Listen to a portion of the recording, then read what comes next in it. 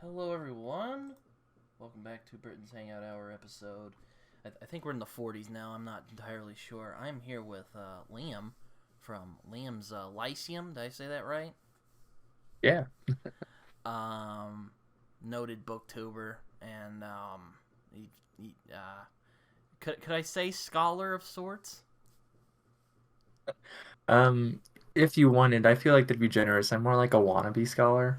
I don't know. Yeah. How you doing today, man? I'm doing good. Yeah, it's a nice day. I'm just got a little bit of reading in. I'm trying to do actually finish up this short story for this publication that their submissions are open right now, but they close in a couple days. So I'm trying to finish this short story up. But besides that, once I finish that up, hopefully I'll just get some good reading in and relaxing in for the rest of the day. So Yeah, man. I've seen you on YouTube. You read some things. You write things. Um, you cover you cover a lot of things on your channel. I did see you covered Between Two Fires, which I actually just finished reading not too long ago. I thought it was pretty good. yeah, I read that. It's been about a year now. I think I read it in December of last year. My review probably came out a few months after that because I'm exceptionally behind on reviews. It's about 4 months. Like once I finish a book, it'll take about 4 months for a review to come out on it at this point. Mm-hmm. Unless it's like if I was given a copy, like it's in advance, or whatever, I generally try to get those out sooner. So like I'll put my extra review day, I call it, as Tuesday, essentially. Um, but yeah, I read Between Two Fires. It's the only thing I've read. Is it by Buellman, I believe, who wrote that? Mm-hmm. Um, the only thing I've read by him. I imagine I'd enjoy some of his other stuff. But yeah, that's very much. It kind of gives me. There's a magazine I read called Old Moon Quarterly. It has very similar vibes to that, I feel like. So, Yeah. No, it kind of it was. I don't know if you've watched a lot of movies, but have you ever seen The Seventh Seal? yeah, I have. It's been a while, but yeah. It kind of reminded me of that a little bit. Just Yeah, yeah, I could kind of see that. the vibe, I guess. Also the road a little bit. It's kind of a guy and a kid are going on a journey through. Instead of a post-apocalyptic America, it's medieval France that's ravaged by the Black Plague. Yeah, I haven't read The Road, but I mean, Between Two Fires is pretty metal. I mean, is how I describe it. It's pretty dark and a little gruesome, but it's pretty cool. It's got some interesting angels versus demons type of stuff going on, along with monsters and the Black Plague. But yeah, Black Death, I guess. So But yeah, no, you have a YouTube channel where you talk about the stuff you read and write, and you do you've also done stuff on philology. philology is Philology, normally yeah. how. Yeah, yeah. If I It's confusing remember, because it's those two L's. if I remember, wasn't Tolkien a philologist? Yeah, he was. That's kind of where I get my interest in it. To a degree, of course. I I'm not a philologist. I'm actually in school for philology. Hmm. But I'm not what you would call a philologist. Now, when I think of philologists, I think of people that are long dead. It's not really a term you use much these days. For those unaware, it's essentially like linguistics. It's very similar to linguistics in a lot of ways, Yeah, I thought but more of the historical. yeah, So. I thought Tolkien was a linguist. I guess similar thing. I don't know. Yeah, it's historically focused. It's a little bit more mixed with like literary criticism. It's kind of I don't want to say anthropological, but it kind of is. It's the idea of like kind of understanding a culture or people through their text. While linguistics is more a scientific study of language, it's more applicable in some ways, right? Like a linguist would maybe learn something like Russian, and then so they can speak with Russians. There are people that speak Russian, you know what I mean? While a philologist is almost always concerned with language change, which means it involves dead languages, right? So my interest was twofold. I liked Tolkien. I liked reading like The Lord of the Rings when I was like a freshman in high school, I believe, when I read The Lord of the Rings the first time. And I thought it was cool, like how you'd give like a name for something in Elven, and then you'd also give it in English slash Westron, whatever you want to call it, whatever he's doing there. But um, and I was like, that's pretty cool. Like I like stuff like that. And then, but I thought I found it interesting myself. I took Latin, for example, in high school. I was like, Hmm. oh, that word is like obviously where we get this English word or something like that. So, um, yeah, but it's always in text essentially. So I also like the idea of being able to read stuff in the language it was written in, and not in translation. Now my language skills are not the best. Mostly I've focused on English, so Middle English, Old English, of course, Modern English.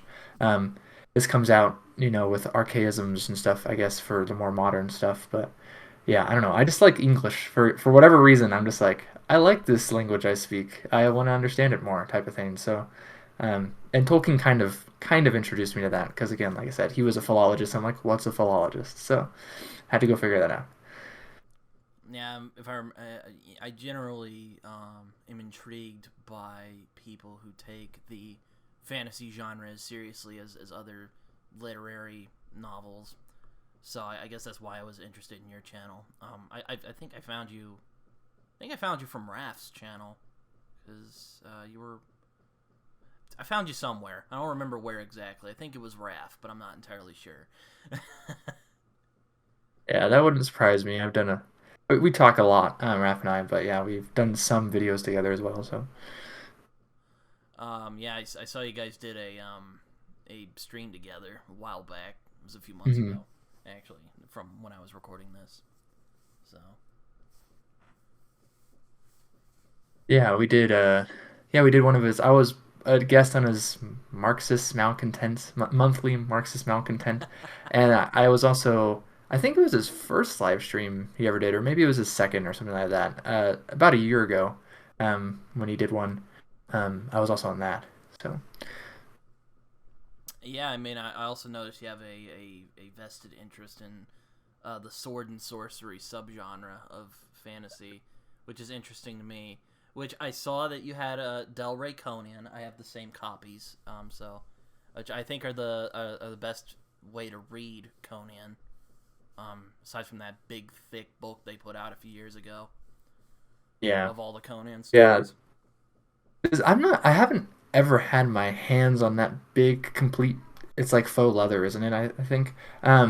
I haven't had my hands on that, but I haven't seen anything about that having illustrations though. And the nice thing about the Del Rey, the 3 volumes, there's these great illustrations throughout. Mm-hmm. So Yeah, I like Gary Gianni a lot. So I don't think I've only read the first one of those Conan collections, so no Gianni. But I did read the Solomon Kane collection, which did have Gianni's work. It's actually where I first discovered him. So yeah, it's good. oh nice. Yeah, I need to. I've read a little bit of Solomon Kane, but I don't have that Solomon Kane collection.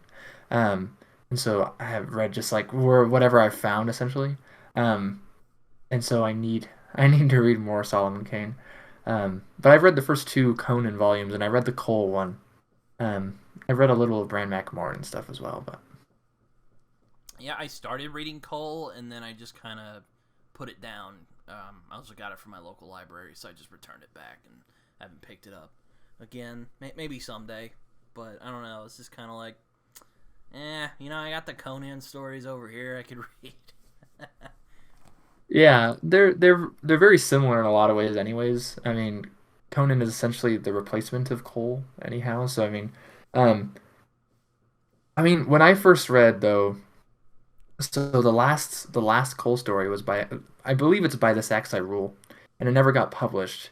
In fact, the publishers were like redo this, and so that's what we get. The first Conan story is the Phoenix on the Sword, Mm-hmm. and when I first read both of those, I actually liked By the Saxai Rule more than Phoenix on the Sword. I like both of them I was gonna say now, I obviously, do and I enjoy enjoyed both of them the Phoenix on first the time. Sword a lot. Yeah, no, it's really good. It's not my favorite Conan story. By the Saxai Rule is probably not my favorite Cole story either, but it's just like really awesome at the end when he's just like he throws down like I think he basically is like I'm the law essentially, and by the Saxai Rule, essentially that's how the story ends. And so it's just like wow, okay, that's cool, Cole, I like you. So um, But I think my favorite Cole story is probably The Mirrors of Thun. I'm not 100% sure that one was ever published. There's only a few Cole stories that were. Maybe that was one of them. Um, but yeah, that's a little more ethereal. There's not like really a lot of combat and action in that one. My if you go to my channel and you go to my about section, there's a reference to the Mirrors of Thun in my about section, and it's in quotation marks because Raph actually typed that out. So I just took that and I pasted it in my about section. So I think um, my favorite Conan story, at least so far, is the Frost Giant's Daughter. I like that story a lot. And if I remember, I don't think that was published as a Conan story. And I just was like, how did they not think this was good? yeah, there's that's a good one. I think I actually just saw some art. There must be like a new version of that. It has to have more than just that in there because that's a very small story. Um, but Yeah, I saw some new art for that story recently though over on Facebook in some like sword and sorcery group. Yeah, and that was one of the earlier ones too, I think. Isn't that just like the one right after the Phoenix on the Sword? Oh, if I remember in my collections, if I remember in the Del Rey collections, those are the chronological, like when they were written slash published, right? Yeah. Not entirely Yeah. sure. Yeah, I think it's the second or third story actually. I also like oh dang it, I'm forgetting I'm blanking on the names all of a sudden. I don't want to say Red Shadows because that's in one of the other collections, but uh, I guess I'll have to check later. But yes, I do like Robert E. Howard a lot, so I appreciate that you cover him on your channel because not a lot of Yeah. booktubers do.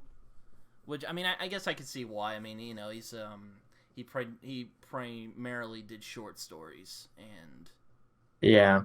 um, That's essentially it as far as I can tell. and yeah, you're just kind of like, well, how am I gonna review this? I mean, I reviewed the first Conan Del Rey edition on my hmm channel, so and not saying it's impossible, but I can see how some people might be like, huh, And there's also some content in there that has not aged well.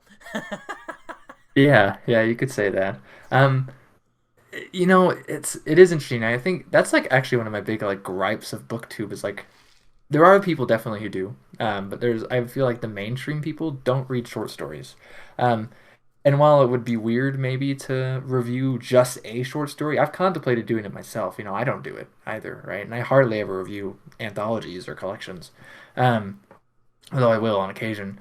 Um, but I read a lot of short stories still. And it's, I mean, I realize short stories aren't popular these days as far as the publishing world is concerned. You don't make enough money to make a living essentially writing short stories unless I mean there's probably like a handful of people out there that do, right? But I don't know of any. So um they're just they're just like extra money in your pocket essentially um these days. I mean, I believe the professional rates haven't really risen much at all in decades, so which is why it's no surprise that you can't survive off them. Um but yeah, I wish people would read more short stories. And also a lot of people, especially when you're looking at like fantasy booktube, they have a tendency to think it all started with Tolkien. Um, when in reality, it more so for them, their version of fantasy in a lot of cases all started with like Harry Brooks, and not so much with Tolkien. Um, but and Yeah, and I like that. I like that version of fantasy as well, to a degree. So Yeah, no, there's still a lot of fantasy I need to catch up on. Like I haven't read Terry Brooks, for instance, or oh, who else haven't I read? A lot of people. I haven't read Ursula yeah, K. Le Guin yet. That's one that particularly hurts because I've always wanted to. I just don't know where to start. I might just go yeah. with Earthsea and just dive in because there's this edition with Charles Vess illustrations. I'm like, you know what? I might pick that up. Maybe. Yeah. No, I'm actually there with you. I've read From Elfham to Poughkeepsie about like Gwyn, and that's it. I haven't read any of her fiction as of yet. I have a couple of her books. I will hopefully be getting to those sooner rather than later. That's one of my like black marks I on like like I haven't read any Le Guin, um, and I've barely read some other artists or like whatever, right? So Yeah, I mean, I think either you or Raph or maybe both of you said this, but you said that sword and sorcery is often at its best in the short form, which I agree because they're very kind of fast, short. You can kind of read it in a sitting if you want to, really. I do know the Conan Yeah. stories get longer. I've heard Hour of the Dragon is, well, novella length, I think. Yeah, I'm not 100% sure on the word count. It's really arbitrary, anyways, right? Um, but it has been published as a novel.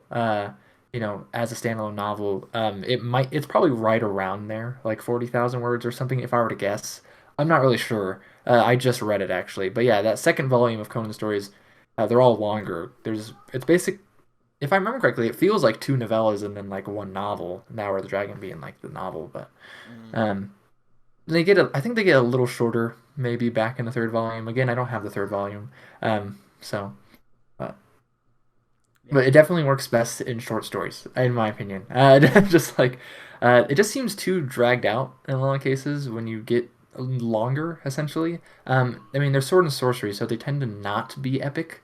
I mean, you have the rare epic sword and sorcery story, um, but like the hallmark of the genre is basically not epic, right? It's doing whatever the protagonist is doing, and it's probably not saving the world. So, Well, that's what I or like if they about are saving the world, they fail. So, that's what I like about sword and sorcery is that it's more like a day in the life, I guess if you could put it that way. It's yeah, just kind of I also like, at least in the first collection I read of Conan, I like how we see him at different points in his life. Like we see him as a soldier, a thief, or he's a king in one story, much to his frustration. yeah, you do. You definitely get a lot of because yeah, in the first story he's a king. He's like a pirate or a reaver or whatever at one point. Yeah, the thief. I think the earliest chronological story we have is the Tower of the Elephant, and in that he's a thief. Mm. Um, yeah, it's interesting. The novel The Hour of the Dragon is actually King Conan as well. Which isn't my favorite Conan, but it's interesting to see that like he's not just do whatever I want. Like he definitely does feel like there's some responsibility on his shoulders, right? He feels like he needs to be a good king. So, Yeah, it's yeah, I do like Howard a lot. He has this very primal quality about his work that has never been replicated, in my opinion. Like there's some who've kind of played with that similar, like I think a lot of people, everyone likes to say like Martin inspired Joe Abercrombie. I see a little Robert E. Howard in there, especially with Logan Nine Fingers, which I'm sure that was yeah, intentional. yeah, that feels intentional. I mean, I've only read the first two of the first law books right now, but it definitely seems he in a lot of ways he's more Tolkien-esque in a lot of ways, I feel like. But he definitely Logan Nine Fingers definitely feels more like the barbarian character or archetype even. Nine Fingers also seems kind of like a weird joke on like Frodo, Nine Fingers. But so like but Did he have nine fingers? I forgot about that. he gets his finger bitten off at the very end of Lord of the Rings. Oh, that's right. And I I think they call totally him Nine forgot about Fingers that. after that or something. So yeah, Abercrombie's interesting. But yeah, he definitely does seem to be taking a little bit from it. Yeah, he probably is taking some from Martin, but I'm not too familiar with Martin. And then um, he kind of reads a little bit like Gemmel as well. I feel like I haven't read uh, Gimel. That's another one. I don't know. Gemmel's he's like a good like go between. I feel like of between sword and sorcery and like heroic fantasy, more epic fantasy, I guess. He's pretty good. I like the Gemmel I've read. So Yeah, I'm kind of. This is gonna sound so snobbish, but I'm kind of wary because I've seen some of the covers and I'm like, eh. Kind of looks like your yeah, they're standard, Yeah, they're generally pretty poor. My copy of Legend actually, I like the cover on it. Oh, It's okay. from New Infinity Publications, I think, something like that. It's the company that Gary Gygax started after he got kicked out of TSR. It's that company, Oh, whatever that's called. And it is not called Legend either. It's called Against the Horde. Same book though. So, huh, that's um, weird. Yeah. I always get that mixed up with the movie. I mean, I haven't seen it, but the movie, Legend, where Hmm. Tim Curry plays this gigantic Satan, pretty much. I don't think I've seen that one, but I've heard about it. Um, yeah, no, yeah, but yeah, no, Howard is very good. He's definitely one of the forefathers of modern fantasy as we see it, and I kind of, it's weird because he's pretty well respected, at least in fantasy circles, but I don't see a lot of people on BookTube bring him up, and that makes me sad because I think he should be talked about more. Yeah. Yeah. I mean, I think Mike from Mike's book reviews did like maybe a video. I'm not entirely sure. I Oh don't, yes, that's to be right. honest, I don't watch Mike's videos. But no offense, Mike. Yeah, he's not that popular. I mean, a lot of people seem to forget that he exists. It maybe partially because he's from the pulps again, short stories. He's before Tolkien. Um, but yeah, he's really good. So I admittedly haven't made that many videos on him. I mention him. I mention a lot of stuff in a lot of my videos, but I Well, don't yeah, make you like mention him a a lot ton in of your videos. videos, so I guess that's Yeah, why I was I'm like, oh yeah, you like yeah, Howard? That's we should talk about that. Or you mentioned like yeah, Fritz Leiber a lot, or Leiber. I don't know anymore. I call yeah. him Leiber. It is Leiber. He's called. I've heard Lieber more often than not. Um, he referred to himself as Fritz Leiber though. Um, And it makes sense following the German, if you have two vowels next to each other, an EI, it'd be an I, and an IE, it'd be an E sound. But anyways, and yeah, I like Fritz Leiber a lot. In fact, actually, on that topic of, I talk about an author a lot, but I haven't made a video on them. I just made a Fritz Leiber video last night, for Wednesday, because I was just like, I have to talk about Fritz Leiber. It's just like, part of me was like, you can't talk about like make a video just on Fritz Leiber, Liam, because you haven't read everything by Fritz Leiber. And then I was like, that'd be stupid. That's gonna take me a long time, so I'm gonna make one now. So, Yeah, no, Leiber's another one who is pretty well known, but at the same time is not covered. Which I think that's just kind of when you think of the pulps, you think of just kind of like John Carter, just kind of the silly mhm. You'll see like naked ladies and like big burly guys, and don't get me wrong, there is that in Conan, but there's some stuff in there that's really well done, and even Fafhrd the Grey Mouser I like. I think it's a lot of fun. Yeah, I'm a big fan of Leiber. I started out by reading all seven of the Fafhrd and Grey Mouser stuff, and then I've since got into like his sci-fi and horror and stuff like that. And I've gone back and reread some of the Fafhrd and Grey Mouser stuff, and it's better the second time around. Um, but yeah, I'm a huge fan of Leiber. But he's definitely not talked about too much these days. It's kind of funny how that works because Moorcock wasn't really either until Elric got reprinted, right? And then, it seems like people do all their shopping at Barnes and Noble, and so they have this new version of Elric, and so, hey, look, Moorcock's important now, even though he's been writing for 60 years already, and you just weren't paying attention. And Fritz Leiber is kind of the same, right? Like, he was really popular back when he was alive and writing, but his books they're still in print, but they're like very generic like versions. I know they Um, should really like make uh, like good reprints, and I don't know if you're familiar with Mike Mignola, but he did a Fafhrd the Grey yeah, Mouser.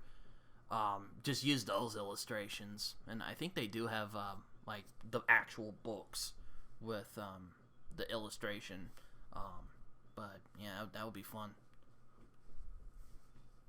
yeah, I would love it if that because that somehow convinces people to get into books that they should just be buying a used copy of anyways. Um, but yeah, whatever. I'll complain about it a lot. Like I like Leiber a lot, and that's kind of why I made the video on him because I was like, in my mind, in a lot of ways, he's the king of speculative fiction because he's a grandmaster of science fiction, fantasy, and got a life achievement from the World Fantasy Award. He was also the second Gandalf Grandmaster after Tolkien. So I Mm. mean, it's like the guy had awards. He was essentially a grandmaster in all of speculative fiction. And so I mean, like, and most authors can't do that. They'll be like, oh yeah, he's like the horror guy, but he doesn't write this other stuff worth crap. Or this person writes great sci-fi but sucks at fantasy or doesn't write it at all, right? So I haven't actually read Lieber's science fiction. I did read a couple of his Cthulhu stories. They weren't too bad from the Lovecraft Cthulhu, you know, school Yeah. He stuff. only wrote a couple of those. I haven't read them yet, which is funny because I'm doing an essay on them, so I'm gonna probably read them tomorrow. But like, but yeah, he only did a couple that were like explicitly in the Cthulhu mythos. It's To Arkham and the Stars and The Terror from the Depths, I think. Um, he's got a lot that are like kind of close. Like I've read, The Mind Spider is very much a pastiche of At Mounds of Madness, but not like an explicit pastiche, right? So it's Hmm. technically not in the Cthulhu mythos because nothing is mentioned explicitly. But it feels very similar to that story in a lot of ways. But it's different as well. I like Leiber as a writer more than Lovecraft personally. I think he's a lot more fun to read. I agree. I often have, I mean, I've actually thought of making like an epic poo just of Lovecraft. At some point. I don't know when I'm gonna do it, but I've sometimes thought about doing that just for like the lulz. But I don't know if people would get it. They'd be like, "What? What is he talking about?" That would be funny. No, I would read that. Um, yeah, Or make a Lovecraft is video or interesting. write something or something like that. I don't know. Mhm. Yeah. My problem with Lovecraft is even if I wanted to read like something, besides other problems, but the problem that comes to mind at least is even if I wanted to make or even if I wanted to be reading cosmic horror fiction from the 20s and 30s, I just read Clark Ashton Smith. I still He's need to way read better. him. So I still need to read Clark. I have his that Penguin edition they made a few years ago. I just haven't read it yet. I want to. Mhm. Yeah, that's got a lot of good selection in there. And there's the other thing I'll recommend to you, by the way, for Clark Ashton Smith. If it's not in there, they do have a lot in there. Um, is the website Eldritch Dark, I believe, is what it's called. EldritchDark.com has everything essentially that Clark Ashton Smith ever published. So it's all for free. So Yeah, no.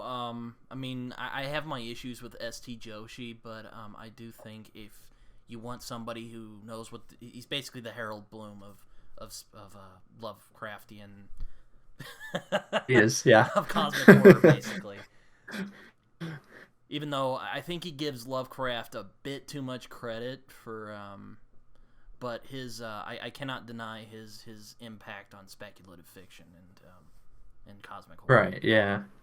So Yeah, Joshi's funny. Everything I read by him, I'm like, this guy's funny. Like, he really likes Lovecraft. You can tell. oh And he yeah, really like he always digs at Stephen King when he gets the chance. I mean, like, and it's just funny. I think he talks highly of Leiber, so I kind of like him just because of that. And yeah, he likes a so, lot but of he people. hasn't written much. He hasn't written much on Leiber though, right? So I mean, like, but the stuff he does write on Leiber is cool. I like it. So Maybe someday. I mean, I've he's done a lot of um but he's done a lot. Like I mean, yeah. he did Ambrose Bierce stuff, which I like because I Mhm. like Ambrose Bierce a lot. I think he's a massively underrated horror historical fiction writer. Um, Yeah, I need to read more by Beers myself, but I've enjoyed a lot of all the stuff I've read by him. So, yeah, I but mean, I I like Poe a lot. I think which is mhm. funny because I often make fun of Lovecraft for his like really verbose. You're just like, please kill me now. But I think Poe has a better control of the language than Lovecraft does. I mean, personally speaking. Yeah, yeah. I have a hard time when like because the reason I have to write this essay is because I'm in a Lovecraft class right now, Oh wow, they and have those. at the school I go to, yeah, there's Wow, probably some that's elsewhere if cool. I would guess, but um, yeah, it's an interesting class, but then I'm like sitting here like, man, this is like every like chance I get, I'm essentially saying Leiber's better, or like Clark Ashton Smith is better, and then I feel bad because then you have like the teacher who's obviously like a big Lovecraft fan, and in this case, my teacher right now, who's a great teacher, hasn't read much at all of Smith or Leiber, if anything, if I were to guess, and so I'm just like, so he's like defending Leiber, not like defending like from an emotional place, but just like, oh well, Leiber's kind of dramatic too. I was like, yeah, well his drama sucks though. Like, I mean, Yeah, no, it's yeah, it's funny. Um I know a lot of people like Lovecraft, and I can see why. I mean, it definitely hit. I guess it's just when I always say I don't like his view, a lot of people just assume I'm talking about the racism, which, well, yeah, I don't like that, but it's not. I don't like his idea that we're helpless. We're just Hmm. not. It's almost like he assumed everybody was like him, just this kind of shrinking ball of angst. That that's actually that's a good descriptor I think of him, and that's I think where my problem stems is that like he writes like he's some closeted like early Gothic romance novelist, and I'm just like geez Louise, you are as Puritan as they come, essentially. Like I can't take you seriously because can't seem to get out of your own head. I mean, so but Yeah, no, besides again, obviously there's the racism and stuff, but yeah, you can it's tell like what Leiber or not Leiber, Lovecraft likes and dislikes in basically all his stories. yeah, it's weird too, because like apparently from like his personal letters, it's funny with Lovecraft. Like I actually find like his correspondence and like letters he wrote to be more interesting than his actual fiction. I'm like, oh well, this is I mean, it's still he uses a lot of big words because that was just the kind of guy he was. Hmm. He just I mean, I can understand him that to a degree. Like I like big words. Like well, yeah, of that's course, I kind of do the too. thing. Like I connect with the philology thing. I have a problem, but I'll admit that I have a problem. You know what I mean? Like I have a man. I have a story coming out actually in December, and there's the editors they went through it and they're like, I don't know what this word means. I don't know what this word means. I'm just like, oops.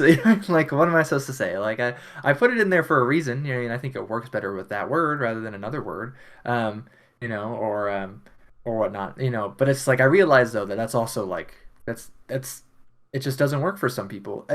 It comes off weird, I feel like, in Lovecraft because it's like I'm not sure why he uses that vocabulary. When you read something like William Morris, you know why he's talking like that, and it's because he's trying to imitate medieval romance. And so that I makes a lot haven't of read sense. William Morris. I've heard I've been one of my pet projects I want to get to is read the pre-Tolkien.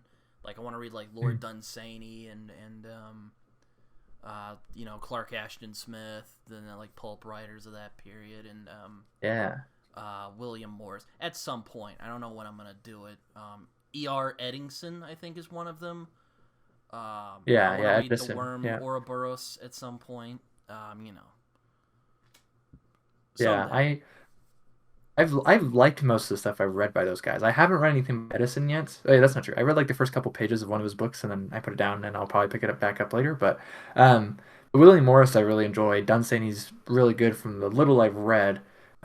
Clark Ashton Smith's fun as heck, and then I mean, of course, there's other people like H. Rider Haggard's fun as well if you get a chance to read him. So or at least I think he's fun personally. Oh yeah, So not the everyone does. Quartermain guy. I know him from League Extraordinary Gentlemen. Hmm. 'Cause, Yeah, yeah, and the thing I've read by him that I really liked was She, um, which is like it's a novel Tolkien grew up reading. He read it a lot. Like he admitted somewhere that he read it a ton. He's kind of embarrassed by his like boyish like intrigue in the novel. You can find a old Tolkien poem that's based off. It's a poem about the city in the novel She. It's called "Core in a City Lost and Dead." Very different vibe of Tolkien that you normally get. Um, but he also wrote it when he was like in his mid 20s or something like that. Um, but yeah, She is where you get some of the inspiration for like Galadriel and stuff like that. So. yeah, he's I also forgot to mention Rudyard Kipling. I would like to read. I heard he Mhm. did fantasy stuff. I only know him from the Jungle Book. I'm Yeah. such a normie. It's disgusting.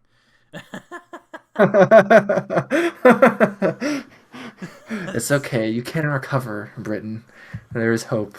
Um, um, but there's this collection of his like short horror and fantasy stories. I've heard are actually very good. So I do want to pick that up at some point. Or Lud in the Mist as well. oh yeah, yeah. I've heard I that's haven't read good. that one yet. I have a copy, but Like I do own some stuff. Like I have King of Elfland's Daughter. I'd like to read at some point, and Again, our boy Joshi did he did a he must have like been like, hey, I'm gonna do some Lovecraft stuff, but can I get these other guys, like Clark Ashton Smith and Lord Dunsany? And I guess they were just like, okay, fine, because I got the Lord Dunsany collection he did as well, which Oh, nice. uh I know, so I much didn't to know he read, did one. That's cool. so little time. Yeah, too much to read, and you don't have enough time. I'll just tell you right now, Britton. So,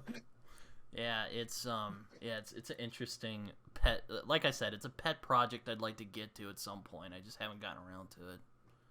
well, you could do it little by little if need be too. So, but I realize you're busy. Of course, you're in school, right? And I feel like, Yeah, do you like write for like the school newspaper or something? I do. Yeah, I do. Yeah. Um, I That's cool.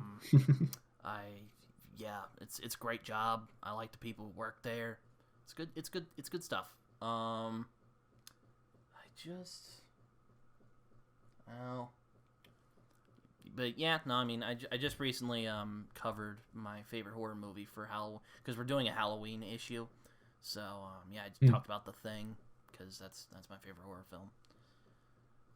Oh, sweet. Yeah, yeah. I haven't seen The Thing, but I hear like people, rave about it like nonstop. And I mean, I realize there's some similarities there with At the Mountains of Madness, actually. A little Since we were bit, talking about Lovecraft a second ago. Uh, little bit. It's not it's not quite as oh, it has more tension than At the Mountains of Madness, because in the Mountain of Madness, it's just like scientists looking at like all these like weird, like just weird things, and they're like, oh, what's this, and then the aliens come out, and I'm like, yeah. what's this? He, Man. Lovecraft loves his like scholarly, nebbish kind of guys, because I guess that's who he was. I don't know. Yeah, it's interesting. It's kind of what he looked up to in a lot of ways, but he actually was a high school dropout. So, Mm-hmm. Yeah, I find that really interesting. That I think at that time it's not like us now where they make us go to school. It's all like, oh, you can go if you want. yeah. Yeah, apparently he wanted to be an astronomer, but he couldn't math very well, which I can relate to. I feel him, yeah. I'm definitely not a math person at all. Yeah, no, I mean, I don't hate all of Lovecraft's stories. I like the color out of space a lot. I like that. That was what I was, yeah. Yeah. Yeah. Apparently he really liked it too. He's like, yeah, that one's my magnum opus. But That's my favorite by him. So, um, I also just like the weird dark ones, like the rats in the walls, and I also like the Dunwich horror, even though it also kind of goes in that kind of ridiculous. yeah, it's the Dunwich Horror starts off well, but it kind of loses me, maybe like three-fourths the way through. Yeah, once they actually try to stop what's in the barn, I'm like, yeah, this lost me. I also like Cool Air, Yeah. the one about the air conditioning. What the? I haven't read that one. Oh, oh yeah, that's one of his like fun ones where you're like, what? Okay. Um, Interesting. yeah, Clark Ashton Smith's one of those I've wanted to try because he's kind of the big three in that sort of, they call it the Lovecraft circle. Lovecraft, Robert E. Howard, Clark Ashton Smith. So Yeah, I mean, you got some other guys too. Like, I haven't read most of them though. I mean, there's August Derleth and Robert Bloch and Fritz Leiber to a degree as well. So, yeah, I've only read Psycho from Robert Bloch, which is not terrible, actually. You would think it's kind of schlocky from, like, because the movie. You'd think it's kind of schlocky, and it's not. It's actually, it's not terrible. And his Lovecraft, his Cthulhu stories aren't too bad either. uh, yeah, I haven't read much by Bloch at all. I've read like one short story, I think. I don't even remember what it's called. Fair enough. Yeah, no, But that's yeah, Clark Ashton Smith. We're checking out. We're checking out. The Dark Eidolon, the title story of that collection, is good. It's one of his Zothic or Zothic, depending on who you ask, stories. Um, Do I have it here in my bedroom? I need to check. I think. yeah, it's one of his. It's like a dying Earth setting. That's actually where Vance got the idea from. So be right back real quick. I'll go grab my copy. Okay. Okay, I found it. It took me a moment. I'm like, where is it? Yeah, here it is. Yeah, yeah. Yeah, that one, The Dark Eidolon is a good. It's a Dying Earth story, kind of. It doesn't feel in a lot of ways like Dying Earth. It just feels kind of like more like typical Clark Ashton Smith. But you can tell because in the first paragraph it says like it's something like sometime super far in the future or whatever. The sun is like dying. It's red, and there's like a supercontinent again, essentially. So that's where Jack Vance got the idea from, is those stories. But then like the city of the singing flame. What is that one? Mother of Toads, the Mm-hmm. creepy one. Um, the Tale of Satampra Zeros, I believe. Seven Geases, The Coming of the White Worm. I like all those a lot. So, I will say I do love Clark Ashton Smith's illustrations. They're so bizarre. they're wild. It took me a minute actually to realize that the cover art was done by him, and I was just like, this guy has some weird imagination. Yeah, no, it's kind of sad because he just kind of stopped writing Mhm. after Lovecraft died, and he basically became a recluse after a while there. Yeah, he's an interesting guy. I heard they actually tore down his house a couple years ago or something like that. So, um, which seems messed up to me, but um, yeah, there's like a plaque or something for him in Auburn, I think. But um, his poetry is phenomenal as well, if you like poetry, of course. So, the Hashish Eater, which essentially that's actually what Lovecraft read. That's how Lovecraft got introduced by Smith was reading the Hashish Eater, which is an insane poem. I put it on my channel actually. It took me 26 minutes. That's the longest Oh poem I've shared wow, on my really? channel. um, it's a crazy poem. And that kind of in some ways kicked off the Lovecraft circle actually because Lovecraft read it a couple of years after it came out and was like, "Wow, this guy's awesome. I'm gonna send a letter to him," as Lovecraft does. So Yeah, I've heard Smith is good. But I've heard his like you would like. I've heard he's good, but you have to kind of. It's not so much about the characters; it's kind of about the like ambiance and the like weirdness. yeah, it definitely is. It's definitely, and he writes some sword and sorcery, but the characters don't matter near as much as like Conan would, right? Like a Conan story is made by Conan, you know, Mm-hmm. and then Smith's, it's definitely the vibes essentially, and he's got the most bizarre vocabulary like ever, right? I mean, like it's ridiculous. I'm like, holy crap, where are you learning these words? Like, Yeah, I had the feeling he's kind of a Baroque writer, if that makes sense. He's very yeah, yeah, you could. That's a decent label for him, I think. it's but yeah, no, he's one of those. I want to try him at some point. I just don't know when. Maybe I'll add him to my to be read sooner list because I have that. Yeah, no, I would be his like it's like Zothic or something. I don't know how to Mhm. pronounce it, but apparently it's like sword and sorcery, and it's really weird. And I'm like, I'm kind of curious to see what that would look like, and I'm curious if someone's reimagined it. Yeah. Well, um, kind of. I mean, actually, because Zothic is far future. That's the vibe. I mean, the vibe is sword and sorcery. But it's far future, and so that's where Jack Vance got his ideas for the Dying Earth. And of course, for Book of the New Sun by Gene Wolfe, he got his ideas from Jack Vance. So, but yeah, it's some fun stuff. He's got a lot of settings, right? He kind of like did these stories in different places. Like Aveyron is France.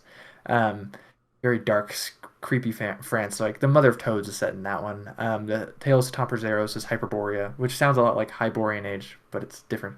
I know. And I always got thrown off by that because I'm like, wait, isn't that the Conan?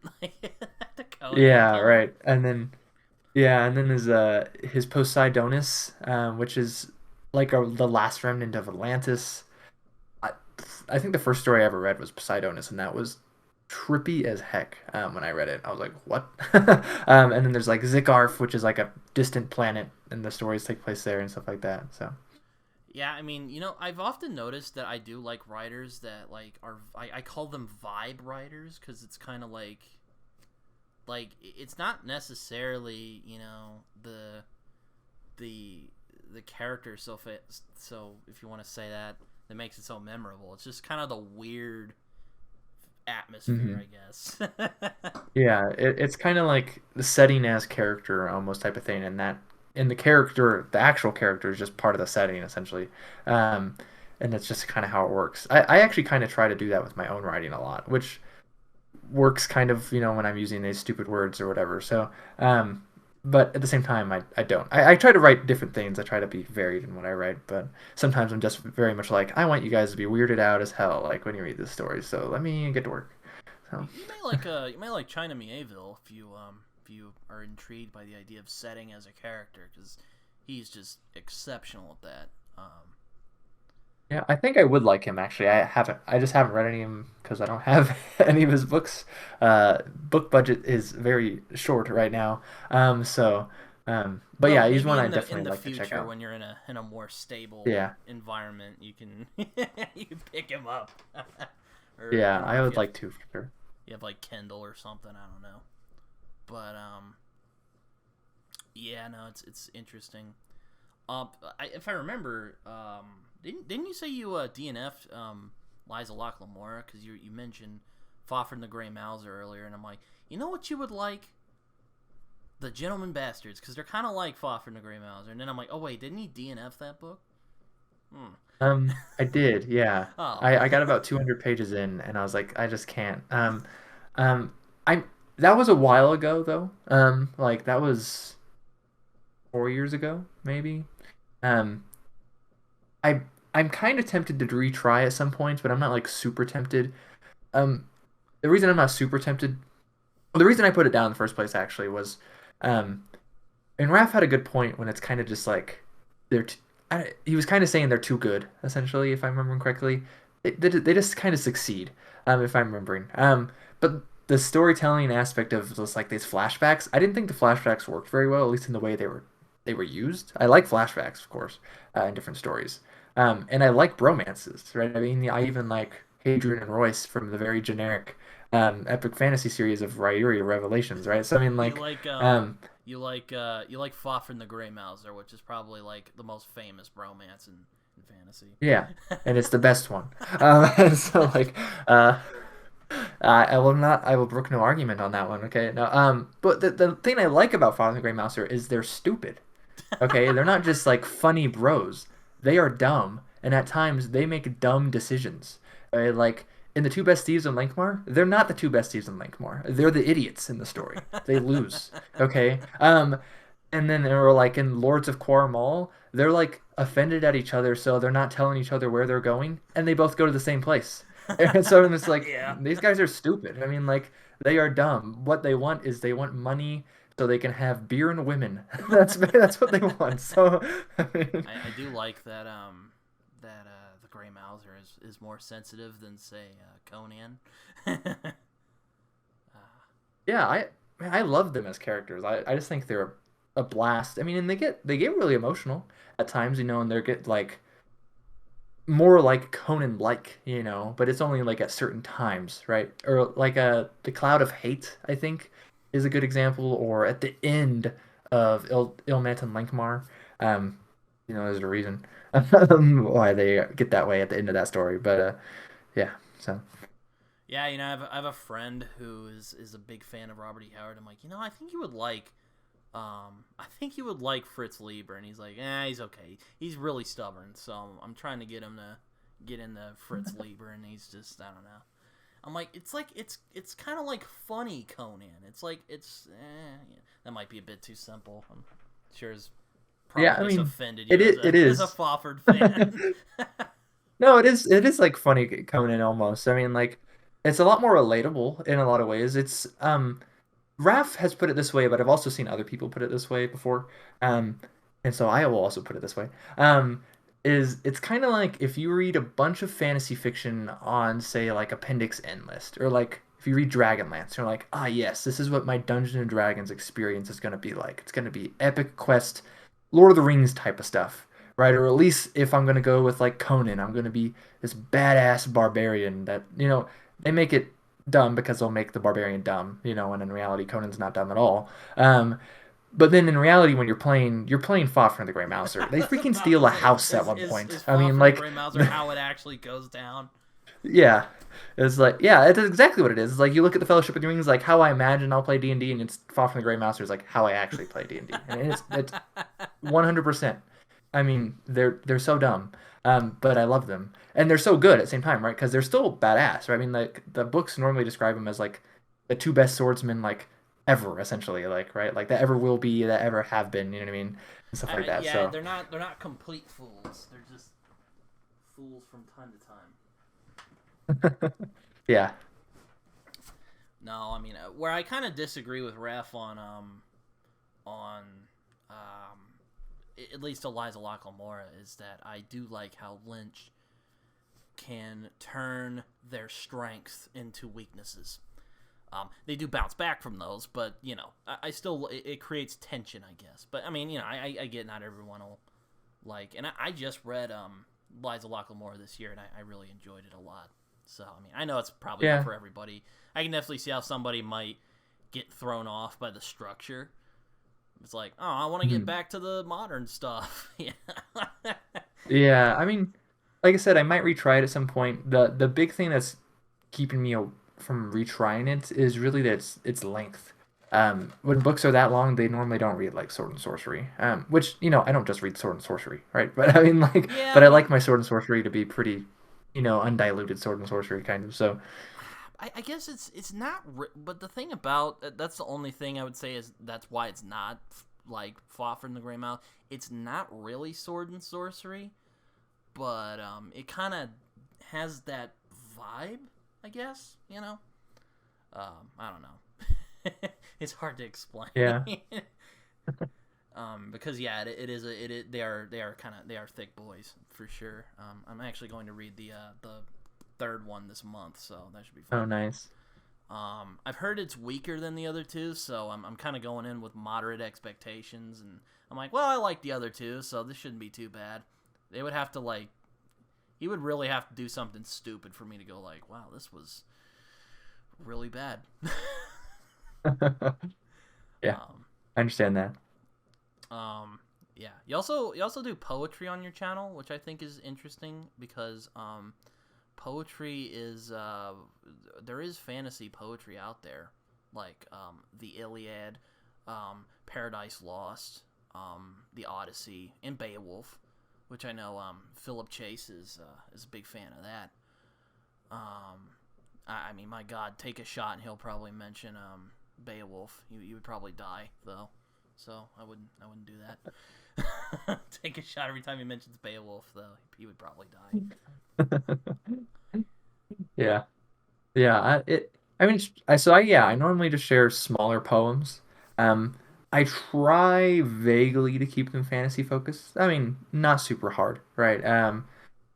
Because like I'll share Shakespeare, who's not, he's not writing fantasy. I mean, some of the stuff is fantastical, right? But not his sonnets, really. Um, Well, and I like Shakespeare, so you keep doing it. Yeah, yeah. I need to share. I actually was just making a note before I got on to talk with you. I was like, oh, I should read Shakespeare's 29th sonnet. I was like, yeah, I'll do that one next time I do Shakespeare. But like I do poetry from like Tolkien, because Hmm. he's a good poet. I haven't done any from Dunsany yet, but his poetry's not bad either. I was about to So I'm probably say gonna do some of that. Dunsany wrote a lot of poetry. I'm interested if Hmm. you shared that. Gene Wolfe. I actually want to because it's funny with Gene Wolfe. I read The Land Across from Him, which was one of his later novels. Didn't like it. I thought it was really just. I don't want to talk about it, but there was a muddy hand in it that was killing people. That's the only thing I remember about it. And but Interesting. I do want to read The Wizard Knight though, because I saw the new copy they got at Barnes and Mm. Noble, and I'm like, this looks really nice. I want to read this. And there's a Dunsany poem at the beginning, so I'm like, oh, Oh, really? Okay. Yeah. See, I haven't read The Wizard Knight yet. I have the Knight. I don't have the Wizard.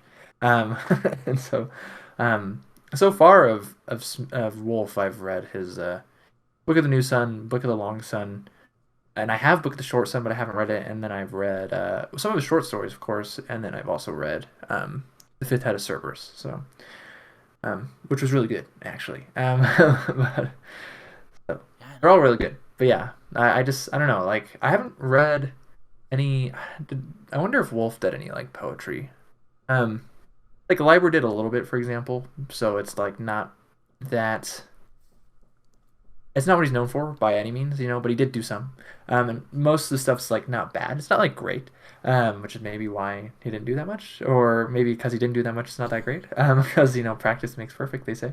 Um, and but yeah, I wouldn't be surprised if Wolf did do some. But yeah, I like romantics. I'm not a huge fan of modern poetry, to be honest. You get the modernists, you get the postmodernists, and I'm mostly not interested in Not the a poetry, not a unless it's T.S. something Eliot like Clark Ashton fan. Smith. Not Not a big what? not a T.S. Eliot fan. Elliot is the exception, okay? So there are a couple of like kind of exceptions. I mean, because Clark Ashton Smith, he actually does like rhyming poetry and not rhyming poetry, and I like both of them, but I prefer his rhyming poetry by far. And Robertson Jeffers, he's okay, even though he's very much not metered or rhymed type of poet. Um, so I like some of his stuff You don't though. like Allen But most of the Ginsberg. stuff I have one. Not a. I'm okay. I try to be nice about it, but like the idea behind it is generally like, oh look, we're Americans. Let's make ourselves different. So like, I'm like, we don't want to be associated with the English. Guess what's associated with the English? The English language. And guess what the English language sounds good in? Iambic pentameter and rhymes. So we're not going to use it, even though it sounds good.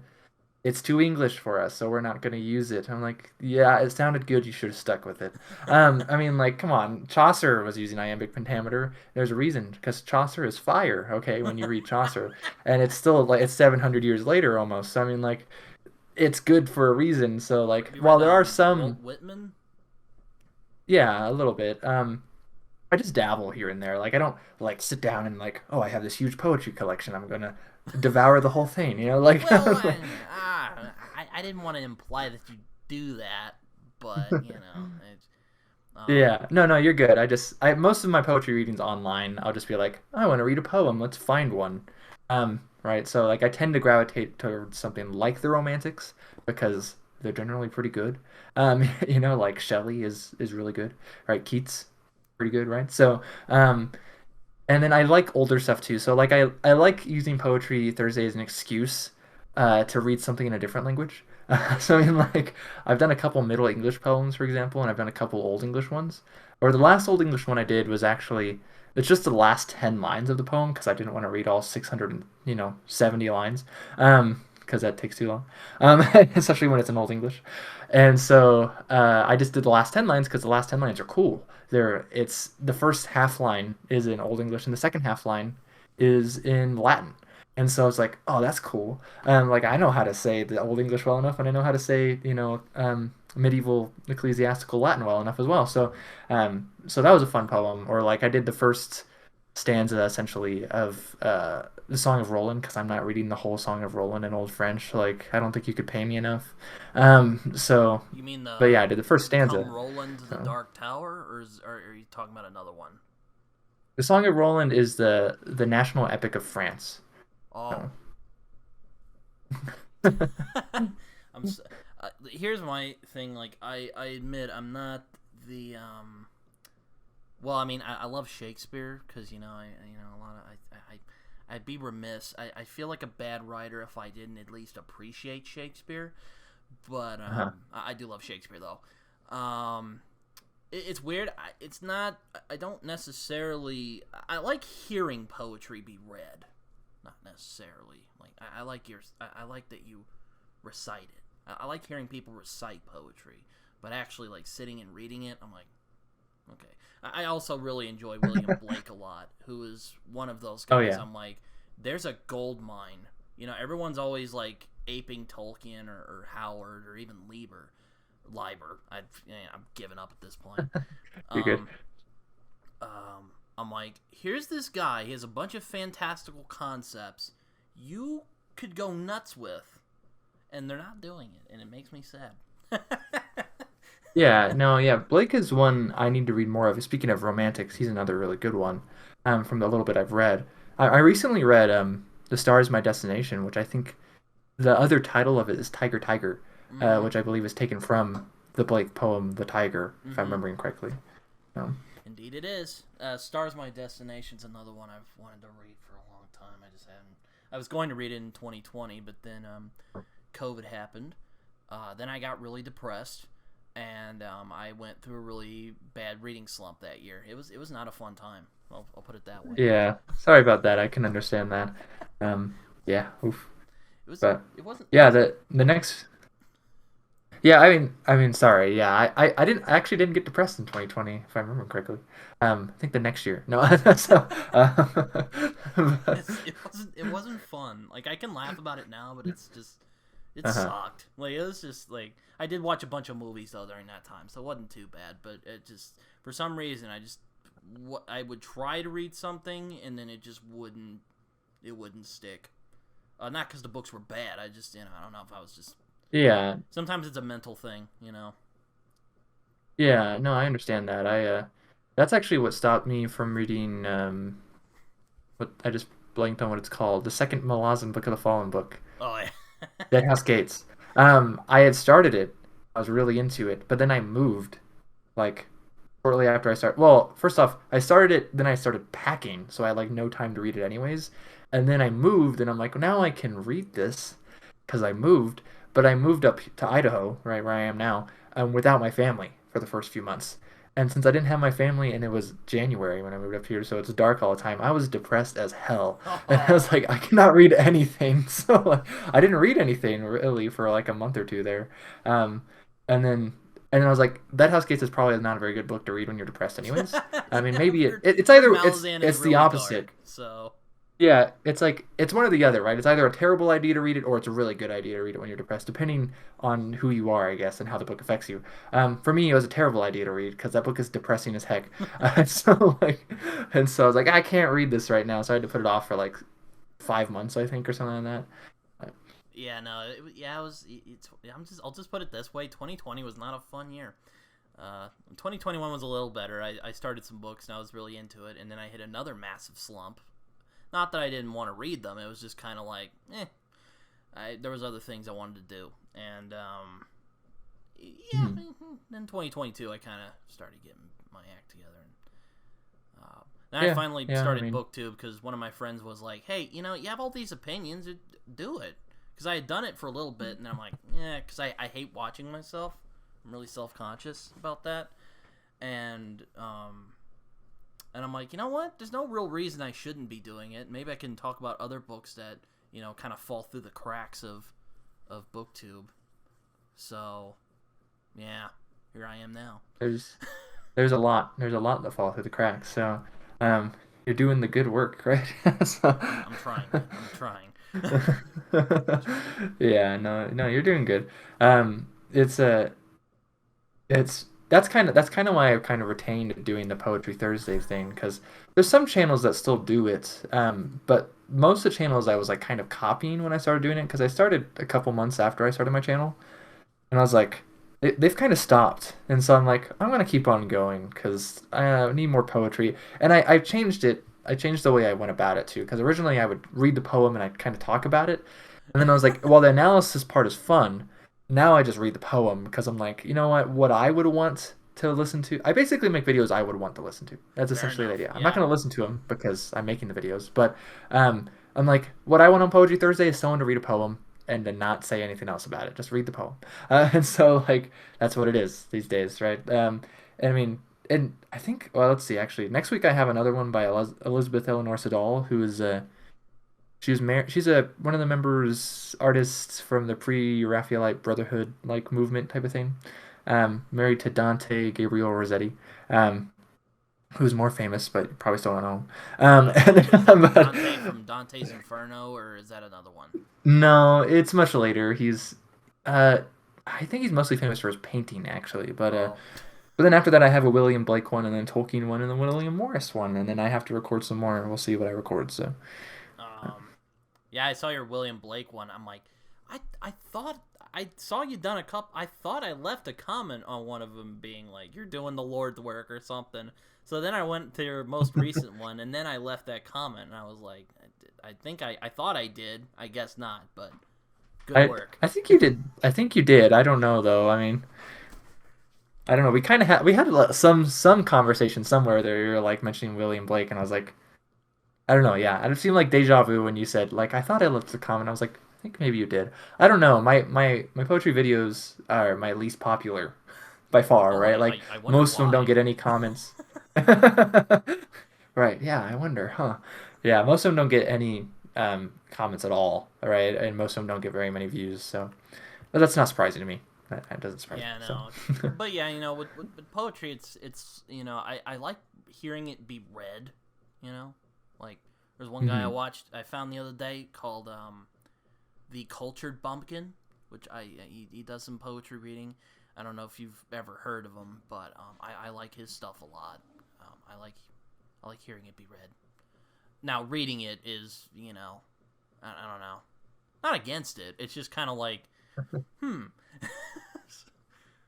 Like oh, it's I admittedly skipped the poetry bits of Lord of the Rings because I'm like, okay, skip oh no, them. no, oh no, I that's don't sacrilege. No, I'm I joking. I'm I just I was about to say I don't do it anymore. Like I might You're good. I mean, I will play that it's like a terrible, terrible thing you just did there by skipping the poetry. But no, but I mean, I realize a lot of people don't like it. It's just, it's interesting because poetry is, it's just a natural like art.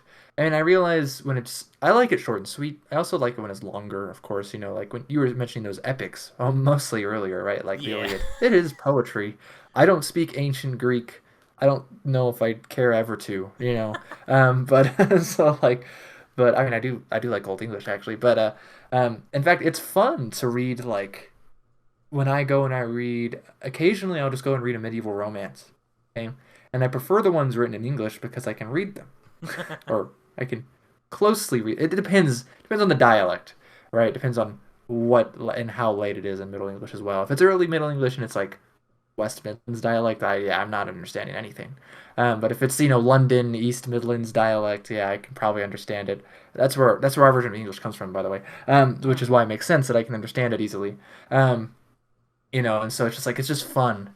I was like, ah, yes, what is? And you learn something, right? You learn something that's like close to English, like modern English, right? Like I read in The Green Knight, not Sir Gawain and the Green Knight, I should say, just a poem called The Green Knight, which was probably mostly inspired by Sir Gawain and the Green Knight, if I were to guess, I'm but it's actually easier going to to read read. It's that in much easier. December. Despite my general aversion to reading poetry, I am going to read the new. I was kind of torn between that and Tolkien's translation, but I'm going to read the newer translation of The Green Knight because I saw the movie a few years ago and I loved it. So yeah. Yeah, the movie is definitely weird compared to the poem. The poem is very Arthurian, right, and chivalric and stuff like that. Um, but yeah, the it's when I was reading this Green Knight, technically this technically the difference. One is Sir Gawain in the Grene Knichte, and one is the Green Knichte. So they sound a little different, anyways. Grene for green and Grine. They're a little different. Obviously, you can tell it's a different dialect. Was that Um, was that Old English? that's Middle English. Oh, that's Middle Um, English. Okay. yeah. So, but Middle English looks, in a lot of cases, looks really similar to Modern English. It doesn't sound quite the same because the difference between Middle English and Modern English is the great vowel shift. So essentially, when you go from Chaucer to Shakespeare, you have all the vowels change their sound for some reason, and so that's why it doesn't Well, yeah, sound the same, right? they have an original pronunciation. So like, if you've ever heard of Yeah, that, and that's just how they spoke back then. So you're just kind of like, and you basically end up learning a bunch of other things. Like what Shakespeare yeah, intended that got lost because the shift. yeah. And so Shakespeare is on the tail end of it, and that's why there's a little bit of difference. Um, there's not much though. You can basically understand Shakespeare when you read it, even if you're saying it slightly different. You're saying memori instead of memory or something like that, right?